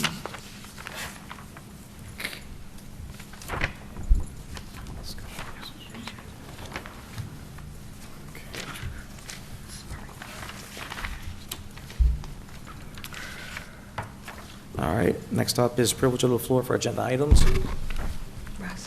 Russ, say something. Nothing, you've been here all night. Mr. O'Malley, Russ, say something. this is your opportunity. Nothing? And next up is the consent agenda. I'll present the motion to accept the consent agenda. Can I have a second? Wait, we have What? to Wait. amend it. What I missed? Amend I already did that. No, the Decker, Joseph you Decker. can't. You have to, because you have removed I did that in an the beginning. item, so you have to, All right. Item 2 has to be removed. right. All right, so yeah, I have to make a motion to remove item 2, and then you can approve. All right. On the consent agenda, I would like to remove item 2. I'll present that as a motion. Can I have a second? Second. Second, Brian. All in favor? Aye. Next up is the remainder of the consent agenda. I'll present that as a motion. Can I have a second? Second. Foreman, all in favor? Aye. next up is the resolution for the school tax collection fee. I'd like to table that till the next meeting. And why would we table that? We tabled it last time to I this second. meeting.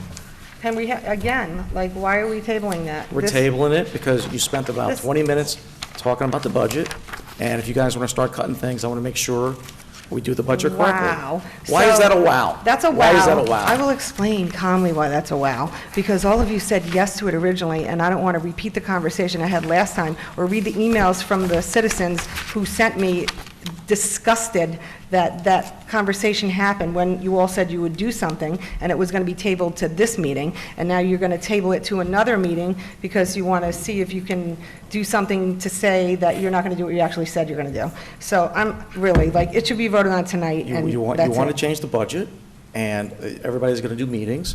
Let's see how much No, people want to cut. let's actually do what we said we were going to do with this. So now you're just going to try I and... didn't say that. You did say it, and so did Councilman Foreman, and so No, did no. Councilman Rye, and I know that Councilman Isfan is with me, because he's been working with me to try and get this done. So now to delay it again just shows that you're going to go back on your word. So if you want to let the people out there know that you can't be trusted to do what you Yeah, say we you're can't going be to do, then trusted, you can Louise. I got you. table it. All right. Yeah, but everything You okay should be with voted that, on extending tonight, it? so Yes. is that You what okay we're with talking extending now? No. We're going to wanna table vote? it again? We're going to go vote. Let's vote. What'd you say, Brian? didn't I hear want to you. vote. Thank you, Brian. I said, so I'm with the sorry, I resolutions- said 2 weeks, I said, delayed to this meeting, and I don't see any point in, I think the revenue lost, is it true? Did you find a way to, Oh, my God. yeah, okay, well, there you It's go. $120,000. There was a motion and a second to table, you have to vote on it. Vote on it. Okay, vote on the resolution to table it. Not that we were voting. We have to do this first, since There it was a motion. motion and a Sorry. second to table, it has to be, before you can proceed to the substance of the resolution. Councilmember Daniele? This is to table it? Nay. Table it. Councilmember Istvan? No. Supervisor Albro? Yes. Councilmember Foreman? Yes. Councilmember Rye? No. Okay, motion fails. So next up is resolution to eliminate the school tax collection fee. Now therefore it be resolved, effective January 1st, 2023, the town of Fishkill eliminates the fee charged for the town pursuant to New York State Town Law, Section 37(1) of 0.4% for the collection of school taxes, and the town clerk is directed to send a copy of this resolution to the receiver of taxes and assessments, the Wappinger School District, and the Dutchess County Department of Finance, Office of Real Property Tax Services. I'll present that as a motion. Can I have a second? Second. Louise? Discussion? Discussion? It's a resolution. She could discuss it. Go on. So, well, what do we say, we collect about $120,000 a year? It's 100, in revenue? And, it's I think under the Lacola administration, this fee got implemented. Yes. And it's quite possible that it is an excessive fee that we are collecting to get the work done. But I just have to tell you, I'm philosophically opposed to zeroing this out, because we're doing the work. So now we're going to go from $120,000 to zero. So the town clerk's office has to do the work for the Wappinger Central School District for nothing. To me, that just doesn't make any sense. Can we go down to 120 to 20,000? That's not, been put on the table at all. It sounds to me like it's either all or nothing. But I do think it's an excessive fee. I know we're right up against the salary cap, the property tax cap, and we're going to throw away money here, revenue. But if you guys want to eliminate it, you're just going to have to bite the bullet in some other areas. Yes, John, we took that in consideration, and I understand your opinion, but I think we need to zero this out. I agree with you. I didn't know there was going to be another discussion, so, yeah. Yeah, so am I. So we already hear 2 votes there. So like I said, the $110,000 that it is, I guess I have to review since we're having another discussion. When Bob Lacola, the prior supervisor, was in office and the clerk's office was in the hole, as he usually does, he just decided to make the people pay. So instead of making them pay whatever that would equal out to, he assessed a for fee, which is pretty much like legalized robbery, if you ask me, because some of those people that pay the amounts of money, it's insane, and I've already said that. So for all of the years that the people have had to pay $20, $100, $500, some people $5,000, 1 year of finally giving it a zero in a time when inflation is high and people don't have money to pay things, we can do it. We can cut other things out of the budget, and especially, like I said, we already said we were going to do it. So now, just because you're upset that I may want to cut something else, you want to take it out on the people and make them pay again, and that's wrong. So No, I'm that's what it upset. is. I'm upset that in the last 3 years, you get whatever you want, you complain, and then you do what you want to do, and then you do this reverse psychology thing, saying I'm against something. Okay, so Okay? now, We have a vote Yeah. for the school tax collection fee, and I remind the citizens of Fishkill, nobody on this board voted for that, and we're going to get rid of it, okay? And- supervisors, you just insulted me, so let me just No, correct Councilwoman. the insultion. Let's- No, no, no, no, no, no, Roll no, you're call not going vote. to talk down to me like that and then get away with it. So I don't get away with things that I want to do. The Yes, decisions ma'am. that I make are for the people in this town. They're not for me personally, but you feel compelled to think that it's a personal matter, which it is not. So if that's the way you feel, you are incorrect. My decisions are made that in the best interest of the town, not for myself or any Sure they personal are. gain for other things that What other personal people gain? do. What are you talking about, personal gain? What allegation of personal gain? Who on this board has personal gain? We haven't talked about it, it's tabled to the next Well, hold on a meeting. second, you just said personal gain. So who is using their position here for personal gain? You mentioned it. It's tabled to the next meeting, so I'll talk about it at the What- next meeting. Personal gain. Plus, I don't also, know. you know, I don't know, you want to bring I up don't the $80,000 insurance policy that Councilmember Foreman gave to a friend of his? That's a personal It's gain. not a personal gain. But It gave Oh, you- Louise. we didn't even ask anybody else. This very is how you frustrating, incite Louise. things, Council. Louise, you throw stuff out there, you don't even know what's coming out of your mouth, you have no idea what you're talking Oh, about. here we go. So if you want Zero. to be insulting to me, Zero, Louise. I can talk loud too, Councilmember Foreman. Good. So the problem that we had with that was you didn't ask anybody Big else in problem. That was a town. big problem I'm you still had. talking. You didn't ask anybody else in Go town ahead. who was an insurance agent, there was one that happened to be on the Republican board who's really good and is in the Village of Fishkill, and he might have liked to All right, have we're done. that $80,000, insurance policy, but he didn't get an opportunity. So that's not fair that only one person that you knew got it. So there's the gain, number one gain I'm talking about, and the other one I'll talk about next meeting. This is just. This is I just can't real wait, life. Louise, Yeah. I can't No, wait. this Yeah. is, this is real life. Yep. Everything for the last 3 years, you have been accommodated, everybody's bent over backward for you, and for you to come into this budget process, to have everything that you want to stay in the budget, and ask for everything else to be removed that you don't like, is BS. So I am not a true politician. I don't like to make deals and wheel What and deal. deals? I like to do things that are actually. 1788, they've been making deals in this You're town. doing What are you again. talking about? Talk differently to me or don't talk to me at all. Okay, let's put this up for a vote. So I'm asking that in the future. I vote on the latter. Okay, you guys just want to be rude and arrogant and whatever, then. Nobody's being you know, rude. That's how you are, yeah. And like I Resolu- said, anything that I say is for the people. It's not for me personally. Some people on this board do things that are for themselves personally. But don't see you don't that. want to hear about it. You want to yell and scream that you're not doing it. Resolution The to people know eliminate. what you're Did I doing already read this? and I who's already read doing this. I it. present this a motion, can I have a second for the vote? Second. Use Louise second it. Roll call vote. Councilmember Daniele. Aye. Councilmember Istvan. Yes. Supervisor Albro. I'm last. Go, Oh, Councilmember Foreman. Yes. Councilmember Rye. Yes.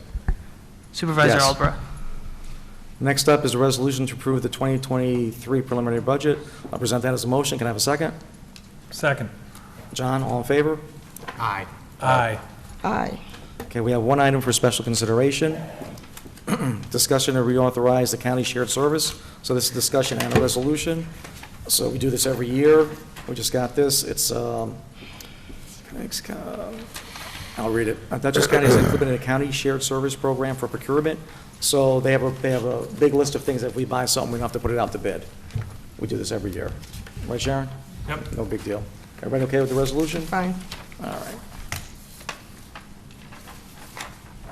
Now therefore be resolved that the town board of the town of Fishkill does hereby authorize the supervisor to execute this attached agreement with the county of Dutchess for shared services, subject to the approval of the town attorney. Present that as a motion. Can I have a second? Second. Thank you.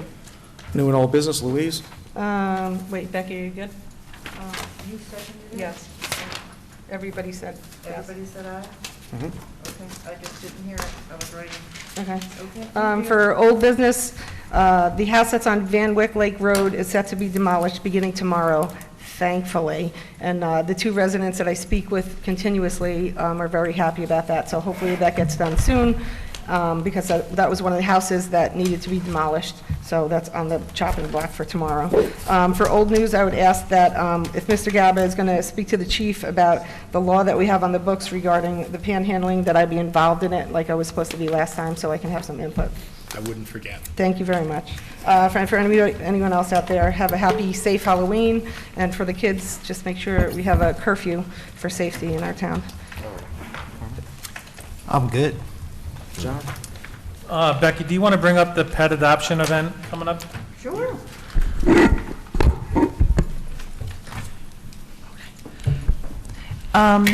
The town clerk's office has put together, what? You did.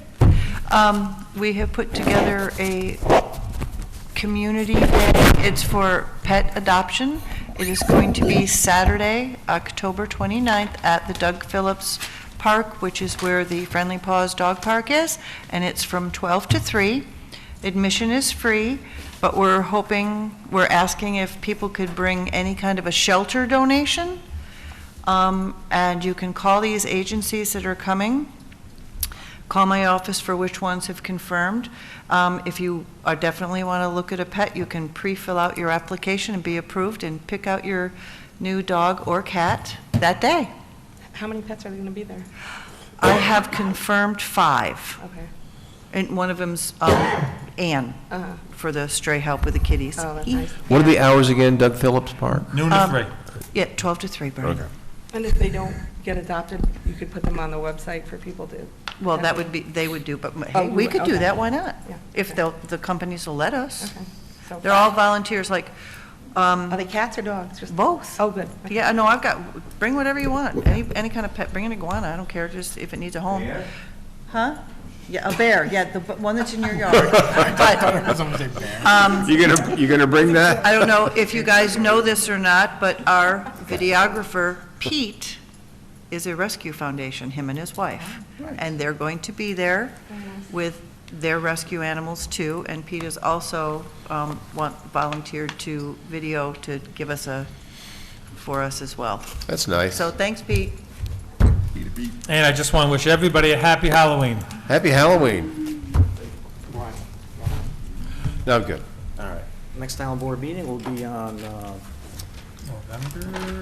November 2nd, and we'll have a public hearing for the budget. December 2nd, right? No, November. And No, make a it's motion to only adjourn the October, meeting. right? Oh, my Can I have a second? Second, third, and fourth. All in favor? Thank you for watching, everybody. Thank you for coming. 10:40. Okay.